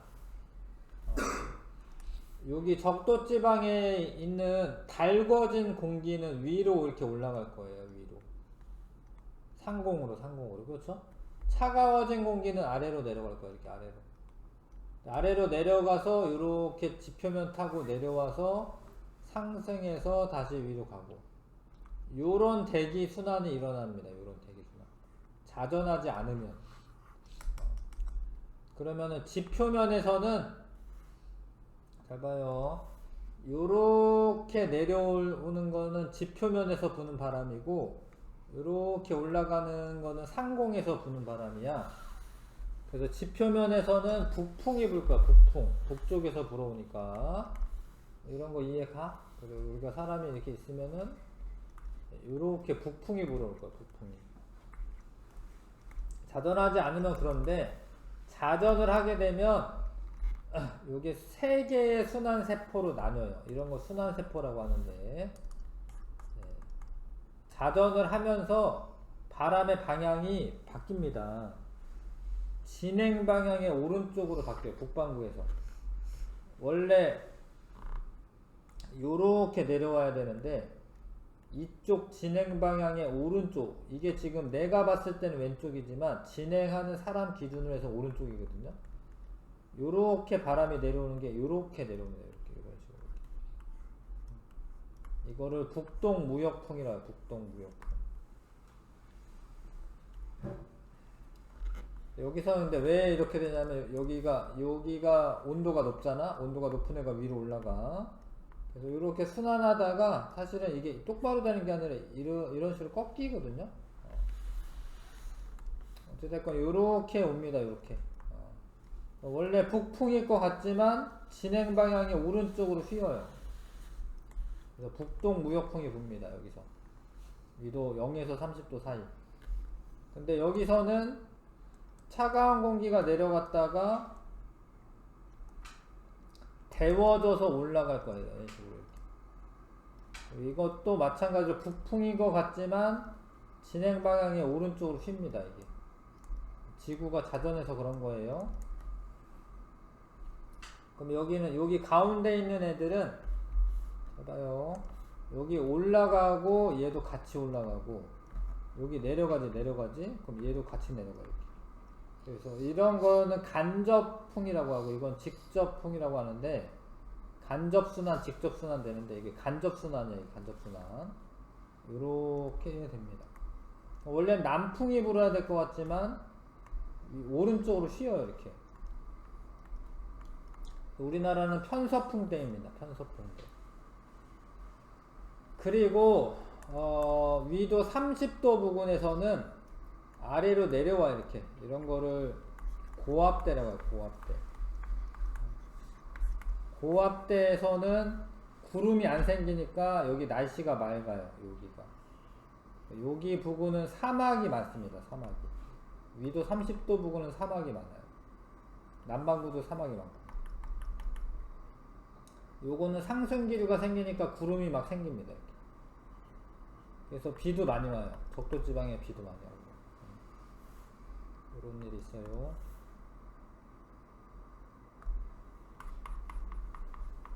다시 잘 읽어보시면, 지구 자전의 영향으로 북반구와 남반구에 각각 헤들리 순환, 페레 순환, 극순환, 이렇게 세 개의 순환 세포가 형성이 된다. 요 순환은 헤들리 순환, 요 순환은 극순환, 요 순환은 페레 순환, 이렇게 됩니다. 헤들리 순환은 적도에서 30도 사이, 30에서 60은 페레 순환, 60에서 90은 극순환이세요. 우리나라는 위도 38도 정도니까 페레 순환 영역에 있는 겁니다. 편서풍대에 있는 거, 편서풍대. 어렵죠? 넘길게요. 제가 이게 대기 대순환이 무역풍이라는 애가 계속 부는 거야. 계속 1년 내내. 그럼 여기 1년 내내 불잖아. 그러면은 이 해류가 생겨. 해류. 바닷물이 바람의 흐름 때문에 이렇게 끌려서 이렇게 옵니다.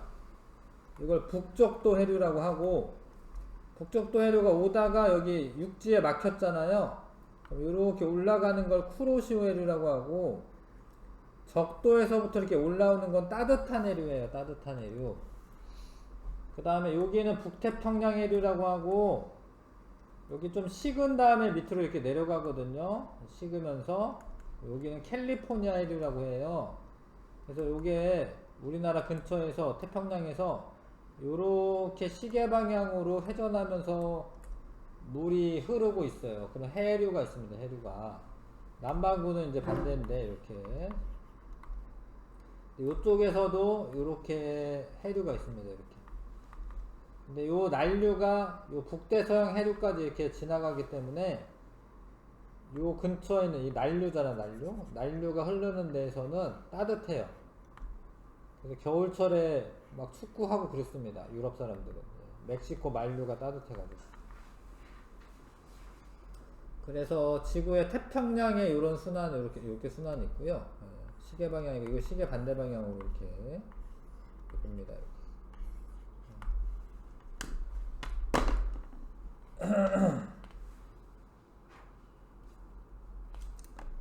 그래서 이런 대기 대순환과 해류에 의해서 에너지 불균형이 해소가 됩니다. 저위도에 남는 에너지를 고위도로 운반하여 위도별 에너지 불균형을 해소한다. 이게 대기 대순환과 해수의 순환의 역할이고요. 대기 대순환은 해수의 표층 순환을 형성하며 기후변화에 영향을 준다. 영향을 주긴 해.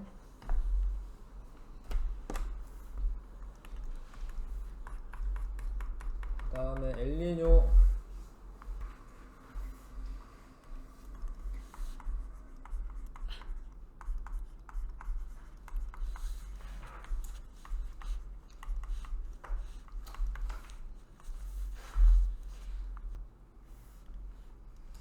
자, 여기 봐봐요. 나이테 조사해도 뭘 알 수는 있는데 대기 조성을 알 수 있는 건 아닙니다. 그러니까 이게 대기 조성을 알 수 있다 이런 얘기는 기체 성분을 안다 이런 얘기예요. 그래서 이거는 빙하 코어 연구를 하셔야 하고, 나이테 조사로는 안 되고 이제 빙하 코어 안에 있는 기체 성분을 조사하는 겁니다. 화석의 종류와 분포로부터 지질시대 기후 추정할 수 있습니다. 온도가 어땠다 이런 거 추정할 수 있고요. 빙하 코어의 줄무늬를 분석하면은 생성 시기를 알 수 있고, 뭐 기후 변화도 알 수 있어요. 예. 그러니까 이 줄무늬가 나이테 같은 거여가지고 몇 년 전 빙하다 이런 거 알 수 있고, 그 다음에 뭐 기후도 알 수 있습니다. 빙하의 그 물의 구성 성분 같은 거를 보면 알 수 있고요.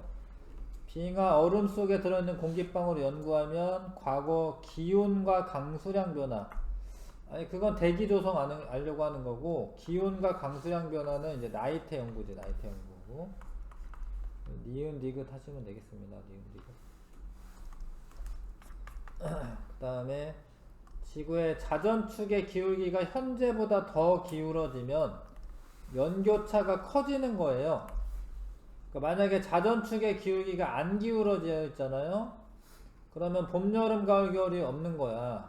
계절 변화가 없는 거고, 기울어져 있으면은 태양 복사 에너지 차이가 생기기 때문에 많이 기울어질수록 연교차는 큰 거고요. 화산 폭발로 많은 양의 화산재가 방출되면은 평균 기온이 낮아지는 거죠. 화산재가 햇빛을 막으니까 낮아쓰면 되고, 그 다음에 산업혁명 이후 화석연료 사용량이 증가했고, 그로 인해서 이산화탄소 농도가 증가했고요. 그 온실효과도 강화가 돼서 지구 평균 기온이 상승하고 있다. 이렇게 골라주시면 되죠. 4번 지구온난화가 일어날 때 그 값이 증가하는 것은 빙하 면적은 줄어들어야겠죠. 녹아서 해수면의 높이는 높아지고, 육지 면적은 줄어들 거고, 온실기체 농도 증가하는 겁니다. 이산화탄소 이런 게 온실기체죠. 니은 지구온난화가 가속될 경우 우리나라에서 나타날 수 있는 변화, 봄꽃의 개화 시기가 빨라진다. 맞아요. 아열대 기후 지역이 남쪽으로 확대된다. 그러니까 이런 걸 잘 읽으셔야 되는데, 북쪽으로 확대된다 이렇게 돼요. 북쪽으로. 여름철의 길이가 길어지고 겨울철은 짧아진다. 맞죠? 기억 디귿. 6번에 자, 가는 태양 복사 에너지를 의미하고요. 태양 복사 에너지. 나는 요거는 지구 복사 에너지를 의미합니다.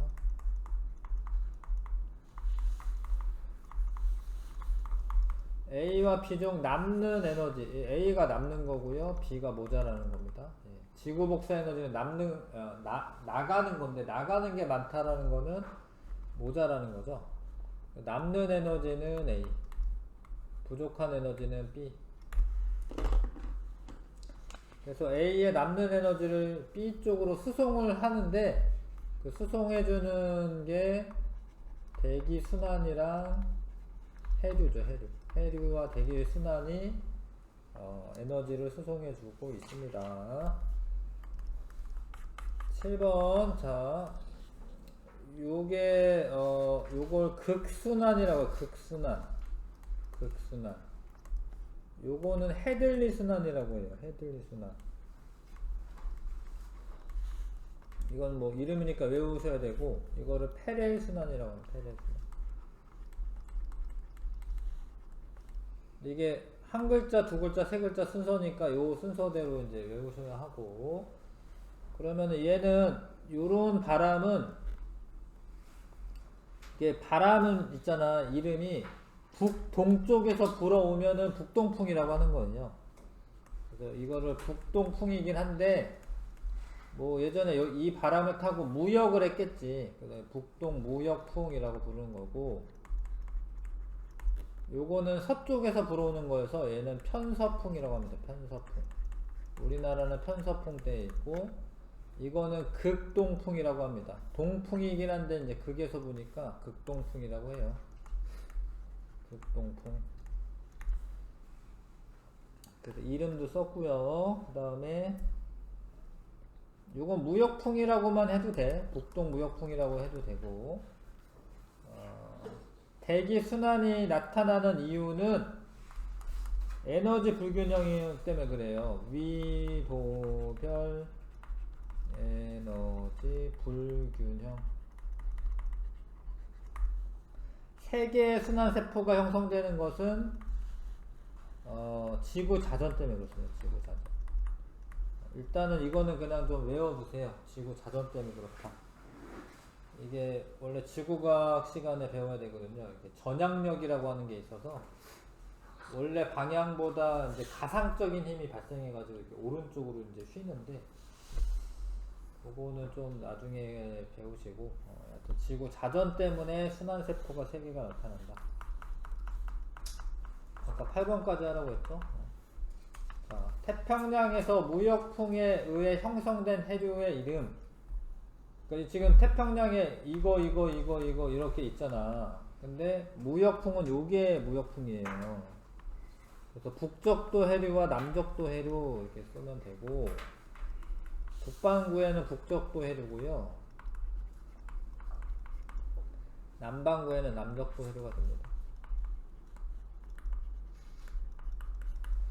태평양에서 편서풍에 의해 형성된 해류의 이름, 요게 편서풍이에요. 편서풍. 그러니까 북태평양 해류, 그 다음에 남극순환류, 이 2개 써야 됩니다.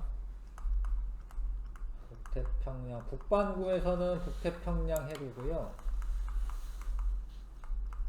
남반구에서는 요 바람, 남극순환류, 남극순환류라고 합니다. 자, 145쪽 엘니뇨랑 라니냐 뭐 이런 거 좀 볼게요. 엘니뇨는 뭐 하여튼 이게 무슨 스페인 말이고, 엘니뇨는 스페인어입니다. 스페인어. 남자 아이란 뜻이에요. 남자 아이. 아기 예수를 뜻합니다. 근데 이 엘니뇨나 라니냐가 벌어지는 데가 여기 동태평양 연안의 페루, 여기 페루 지역이야. 페루. 여기가 동태평양이에요. 동태평양. 페루는 스페인어를 써요. 스페인어를 씁니다. 그래서 페루가 또 남반구야. 원래 남반구에서 남반구는 12월 달이면 여름철이거든요. 여름철에 크리스마스 때, 근데 크리스마스가 여름이야. 크리스마스 때 온도가 너무 높은 거예요, 수온이. 그러면은 그걸 엘니뇨라고 합니다. 자, 엘니뇨가 발생하면 동태평양 적도 부근 해역의 표층 수온이 평상시보다 높아진다. 그러면 엘니뇨라고 합니다. 동태평양 적도 부근의 해수의 기온이 평상시보다 높아지면 엘니뇨라고 해요. 이렇게 불러. 그럼 엘니뇨라고 해.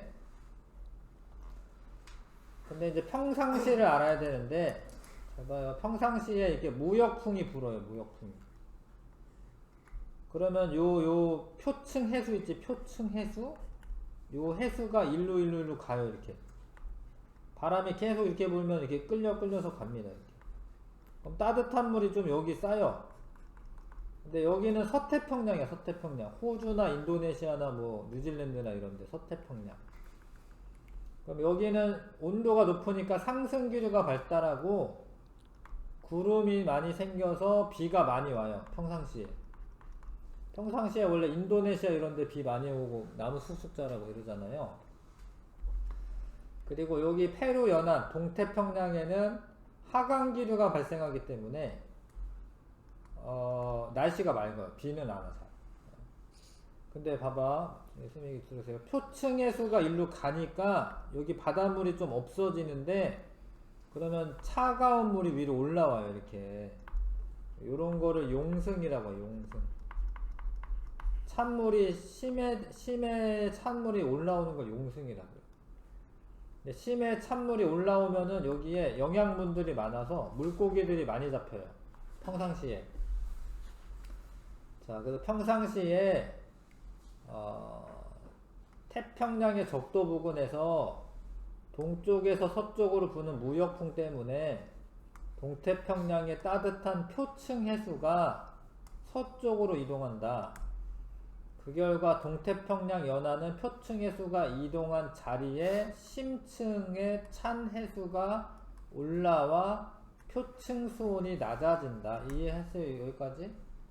평상시에 이래. 그럼 수온이 낮으면 하강기류 생기고 비 잘 안 오고 이래요. 평상시에. 그 다음 물고기 많이 잡히고. 그러다가 무역풍이 약해질 때가 있다라는 거야. 평상시보다. 원래 무역풍 때문에 이래야 되는데 무역풍이 약해지는 거예요. 이게 얘를 못 끌고 가는 거예요. 이렇게. 그러면은 요쪽에 바닷물이 평상시보다 따뜻해져요. 요쪽이. 원래 이 물을 저기로 이렇게 보냈어야 되는데 여기에 상승기류가 생기면서 비가 많이 내립니다. 그러니까 동태평양 쪽에 비가 많이 내려요. 온도는 높고. 그 다음에 아까 전에 이 물이 이동해야지 찬해수가 올라오는 용승이 발생해서 뭐 물고기 많이 잡히고 이런다는 얘기 했는데, 여기 찬해수가 안 올라왔잖아. 응? 용승이 안 돼요. 그럼 물고기 잘 안 잡히고, 그 다음에 뭐 비도 많이 내리고, 그럼 수온도 높아지고요. 이런 일이 발생하고, 서태평양 쪽은 하강기류가 발생하니까 가뭄이 듭니다. 왜냐하면 비가 잘 안 내려요. 서태평양은. 서태평양은 그 가뭄이 심해지고 산불이 자주 발생한다.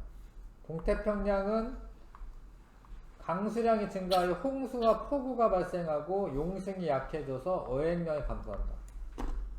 알겠어? 그러니까 동태평양 기준으로 해서 온도가 높아지는 이유가 무역풍이 약화돼서 그런 거고요.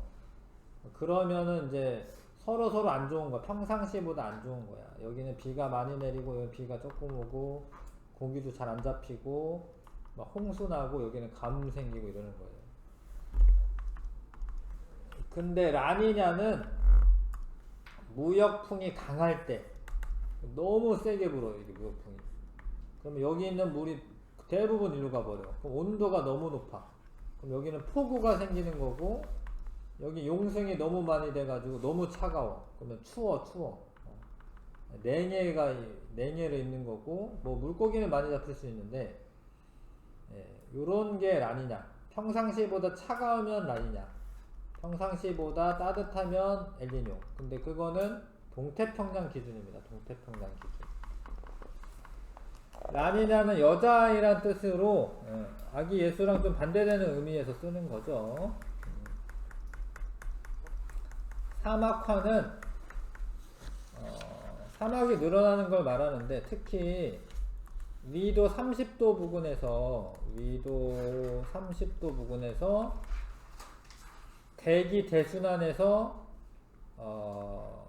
고압대가 형성됩니다. 여기서 대기 대순환에서 고압대가 형성돼요. 고기압이다 이거죠. 고기압. 고압대가 형성되면은 비가 잘 안 내리기 때문에 사막이 있습니다. 그럼 위도 30도 여기 보면은 대부분 여기 사막이 있는 거예요. 이렇게 여기도. 이건 좀 넓기는 하지만 하여튼 위도 30도 부근의 사막화가 확대가 더 됩니다. 자, 사막 면적 확대되고, 근데 사막이 많아지면은 여기 이제 몽골이나 이런 데서, 중국에서 황사가 우리나라까지 이렇게 올 수가 있어지지요. 넘어갈게요. 이거 아까 했고, 9번부터 11번까지 풀어주시고,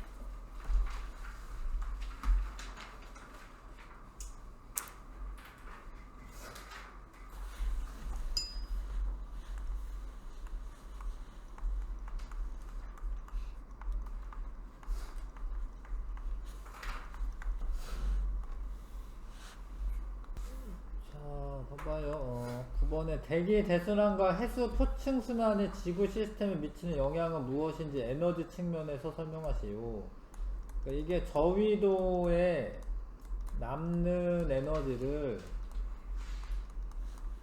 고위도로 이동시키는 거거든요. 고위도로 이동시켜서 에너지 불균형을 해소한다.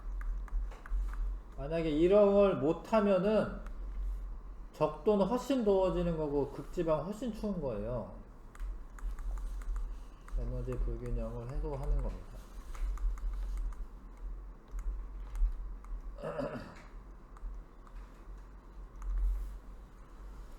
자, 표층수온이 이제 동태평양 부근의 표층수온이 높아지는 것을 엘니뇨라고 하는데, 원인이 뭐냐면 무역풍이 약해져서 그런 겁니다.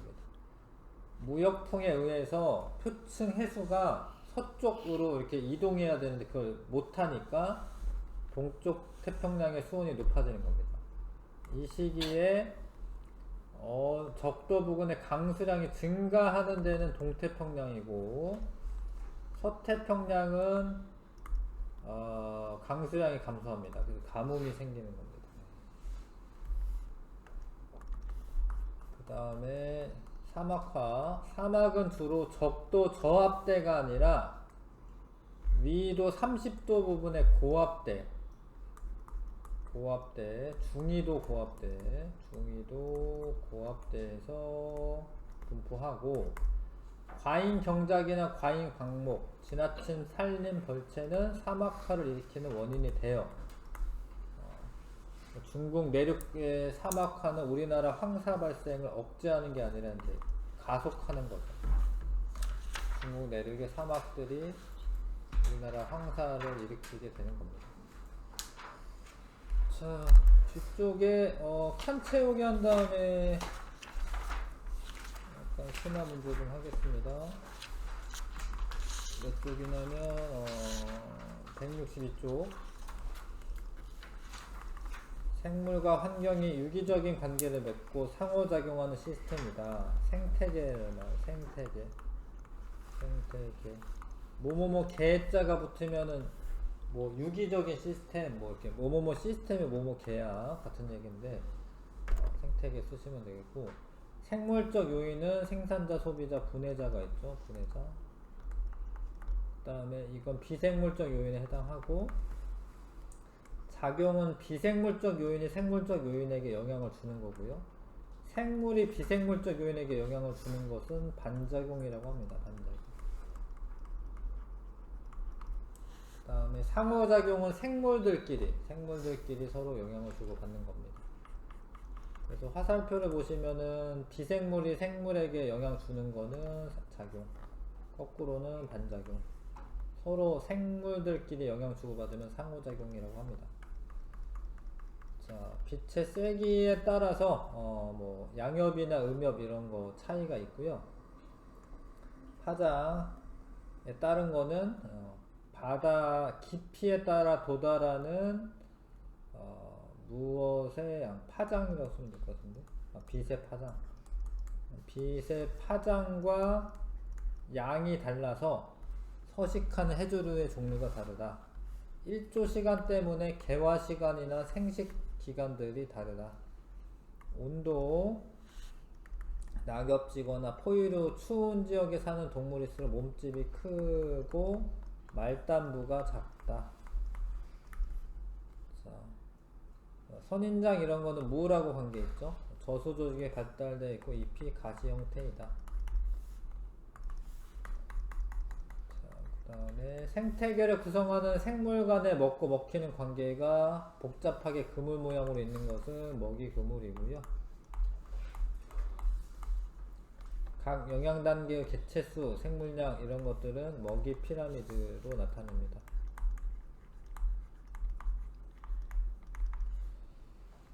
그 다음에 생태계를 구성하는 생물의 종류와 개체수, 물질의 양, 에너지 흐름이 안정적인 상태가 유지되는 것.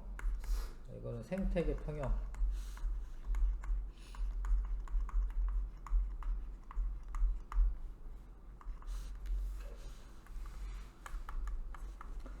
생태계 평형과 먹이관계. 생태계 평형은 종다양성의 먹이사슬에 기초한다고 되어 있구나. 먹이사슬에 기초하고 여기 있다. 종다양성 써야겠다. 종다양성이 높아서 먹이 그물이 복잡할수록 생태계 평형 잘 유지가 되고요. 자연재해나 경작지 개발 이런 것들은 다 서식지 파괴에 해당하는 건데, 여기까지만 서식지 파괴네. 그러면은 이거는 인간의 활동이라고 되겠구나. 인간의 활동에 의해서 생태계 평형이 깨질 수 있습니다. 자, 넘길게요. 지구온난화, 화석연료 사용량 증가로 이산화탄소가 증가하고, 이런 것들이 온실기체죠. 온실기체 양이 증가함에 따라서 지구온난화 생기고 있고요. 그러면 해수면 상승할 수 있습니다. 상승. 해례순환에 의해서 편서풍이 붑니다. 17번에 편서풍. 해수 표층순환이 있고, 엘니뇨는 무역풍이 약화돼서 동태평양 부근이 따뜻해지는 거고요. 엘니뇨 시 동태평양 연안은 표층수온이 증가를 하게 됩니다. 여기까지 했고, 실력탑에 1번부터 7번까지 먼저 풀고요. 풀어주시고,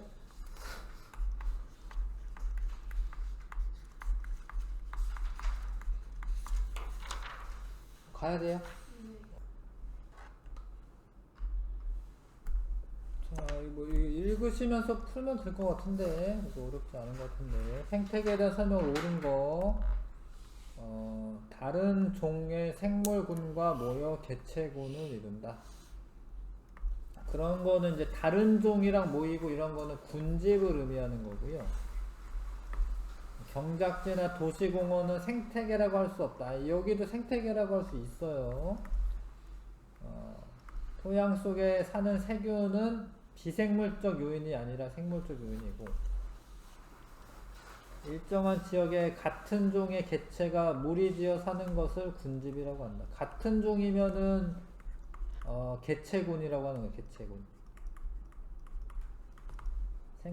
생태계는 생물이 다양한 생물과 환경과 영향을 주고받는 시스템이다. 맞는 요 5번. 다 5번 하시고요.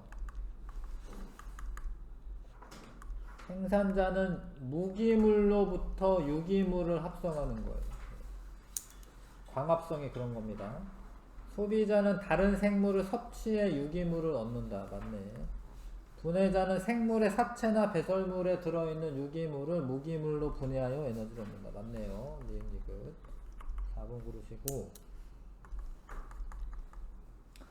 자, 가는 생물적 요인이 비생물적 요인에게 영향을 주는 겁니다. 그러니까 지렁이가 토양의 통기성을 높인다. 이거 되고요.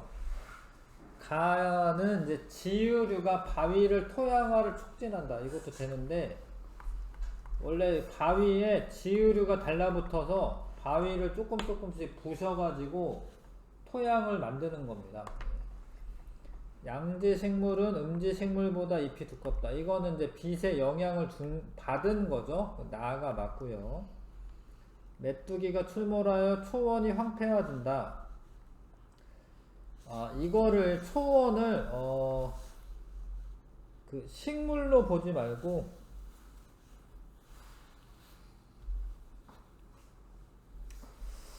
앞에서는 환경으로 봤는데 이거 좀 애매하네. 이거 다부터 할게요. 뿌리옥 박테리아는 생물이고요. 생물. 세균인데 생물입니다.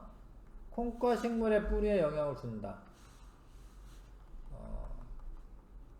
그것도 생물이죠? 그러니까 다 맞죠? 다? 그러면 4번 하셔야 되는데, 메뚜기는 생물인데 초원은 그냥 환경으로 좀 보시면 이거는 이제 가에 해당합니다. 가. 답을 4번으로 하셔야겠네요. 4번으로 하셔야겠습니다.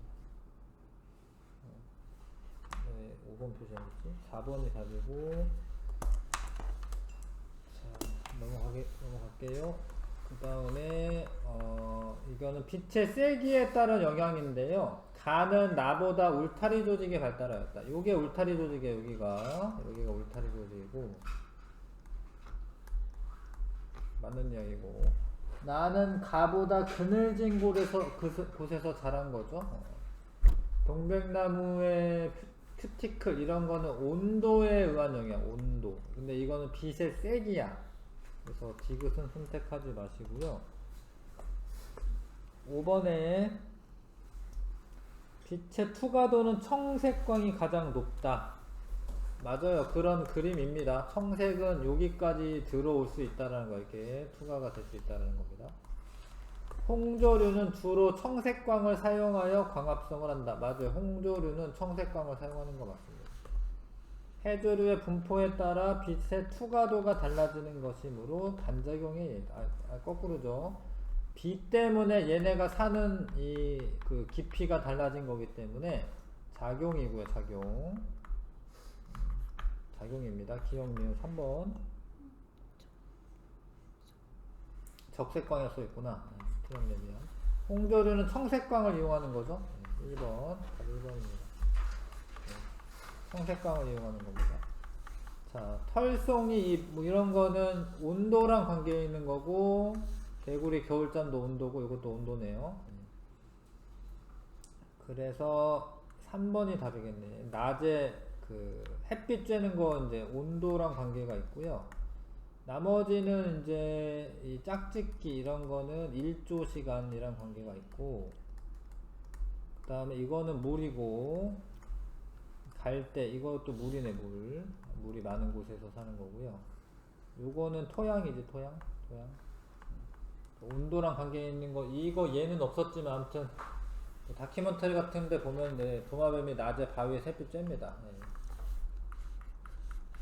3번 답이고요. 그 다음에 개구리밥은 관다발이 발달하지 않았다. 이거는 물이 많아서 그런 거고, 기러기는 온도에 따라서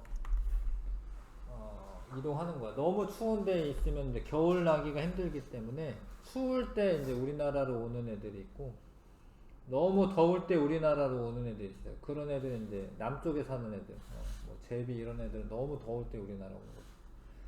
고산지대 사는 사람은 이제 적혈구가 많은데 공기 때문에 그렇고, 물, 온도, 공기. 2번 고르시면 되겠네요.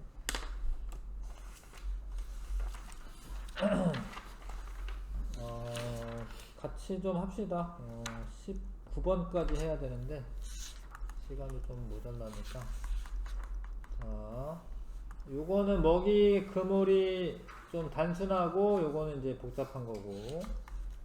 가는 나보다 종다양성이 크다. 종다양성은 지금 나가 크고요. 가에서 뱀은 2차 소비자다. 얘가 1차, 2차, 3차인데 뱀은 아니고요. 가는 나보다 개구리가 사라졌을 때 뱀에 멸종할 가능성이 크다. 맞죠? 네. 가에서는 개구리만 사라지면 뱀은 이제 먹을 게 없잖아요. 한번 답이 되고요. 9번에 피라미드 모양인데 세균과 곰팡이는 이제 생산자가 아니잖아요. 맨 밑에 생산자가 써 있어야 되니까 기억 안 되고, 가와 나에서 2차 소비자의 에너지 효율이 같다. 봐봐. 1차, 2차인데, 여기 1차, 2차인데, 에너지 효율을 계산하려면 1차 소비자의 에너지 분의 2차 소비자의 에너지 곱하기 100 하면 됩니다. 그러면 20%고, 여기는 1차 분의 2차 곱하기 100 하면 됩니다. 마찬가지로 5분의 1이니까 20%네. 에너지 효율 같은 거 맞네요. 가와 나는 상위 영양 단계로 갈수록 에너지 양이 감소한다. 감소하죠. 감소한 겁니다. 니은디귿. 5번 고르시면 되고요. 그 다음에 10번에 자, 먹이 그물은 가보다 나에서 더 복잡하다. 봐봐. 종의 수를 보시면 얘는 25종, 뭐 10종, 20종, 4종, 2종 이래. 얘가 더 많네. 나가 복잡하네. 가보다 나에서 더 복잡하다. 맞고. 주어진 자료를 이용해서 개체수 피라미드를 그릴 수 있다. 개체수는 모르는데, 왜냐면 이제 이건 종수고, 에너지 피라미드는 그릴 수가 있는데 개체수 피라미드는 못 그려요. 이게 없잖아요. 어떻게 얘가 몇 마리인지 어떻게 알아요? 모르잖아요. 그렇죠? 나에서 소비자의 에너지 양의 합은 생산자의 에너지보다 많다. 안 많아요.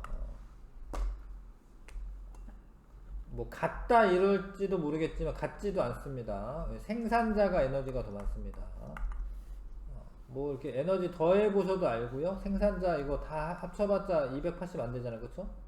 다 합쳐봤자 이거 안 되잖아요. 그쵸? 그래서 1번 고르시면 되고요. 11번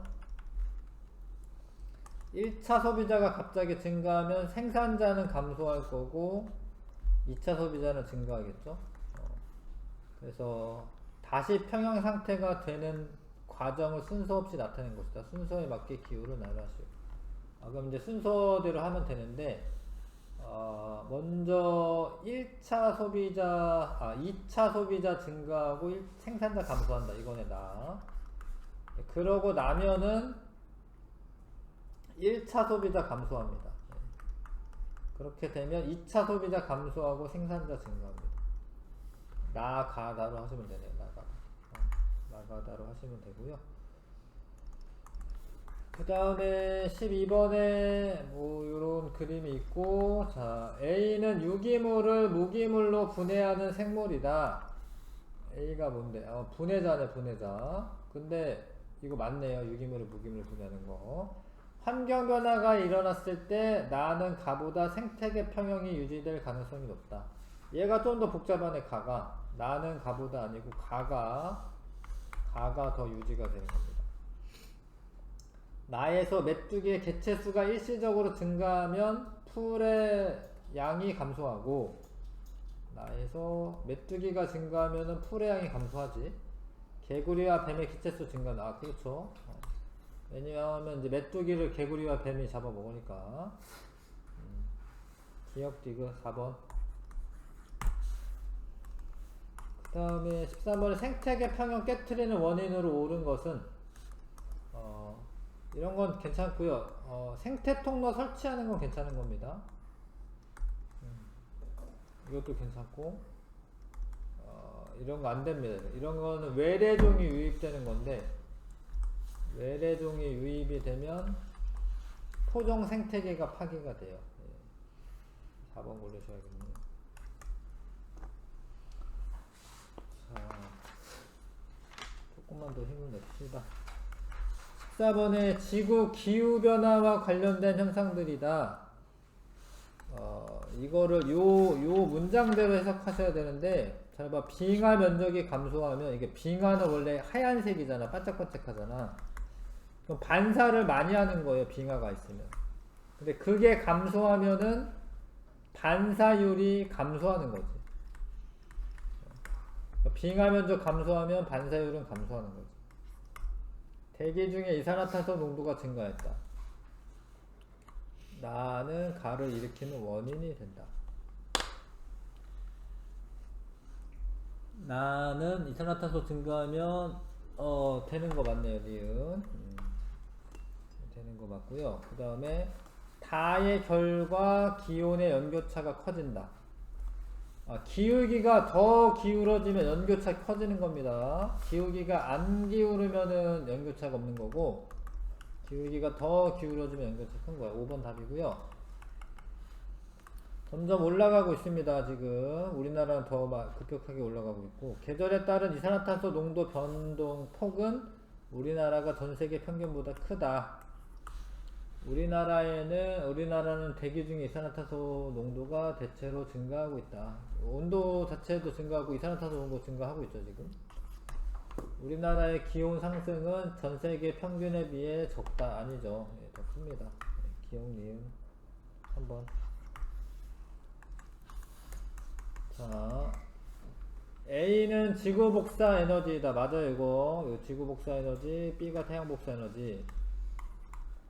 복사 에너지의 위도별 편차는 A가 B보다 작다.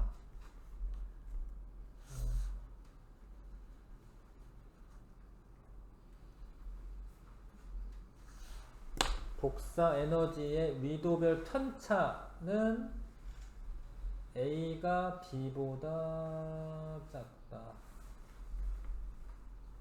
위도별 편차는 A가 전체적으로 보는 거구나. B가 더 A가 작죠. 맞죠? 네. 그러니까 B는 여기 많이 들어오고 조금 들어오고 이런 건데, 얘는 편차가 좀 작네. 맞는 이야기고, 위도별 에너지 불균형은 대기 순환과 해수의 순환의 원인이 된다. 맞네. 그러니까 위도별 에너지 불균형이 때문에 대기와 해수의 순환이 일어나는 겁니다. 5번 답이고요. 그 다음에 자, 요게 극순환, 페레순환, 헤들리 순환 이렇게 되고요. 극순환, 헤들리 순환 맞고, B지역에서는 편서풍이 분다. 맞아요. B지역 편서풍, 우리나라에 있는 편서풍. 30도, 60도 지역, 30도 지역은 60도 지역보다 강수량이 많다. 안 만드는데 사막이 많죠. 사막이. 그래서 이제 비가 안 내리고 사막이 많은 거고요. 위도 30도에는 18번.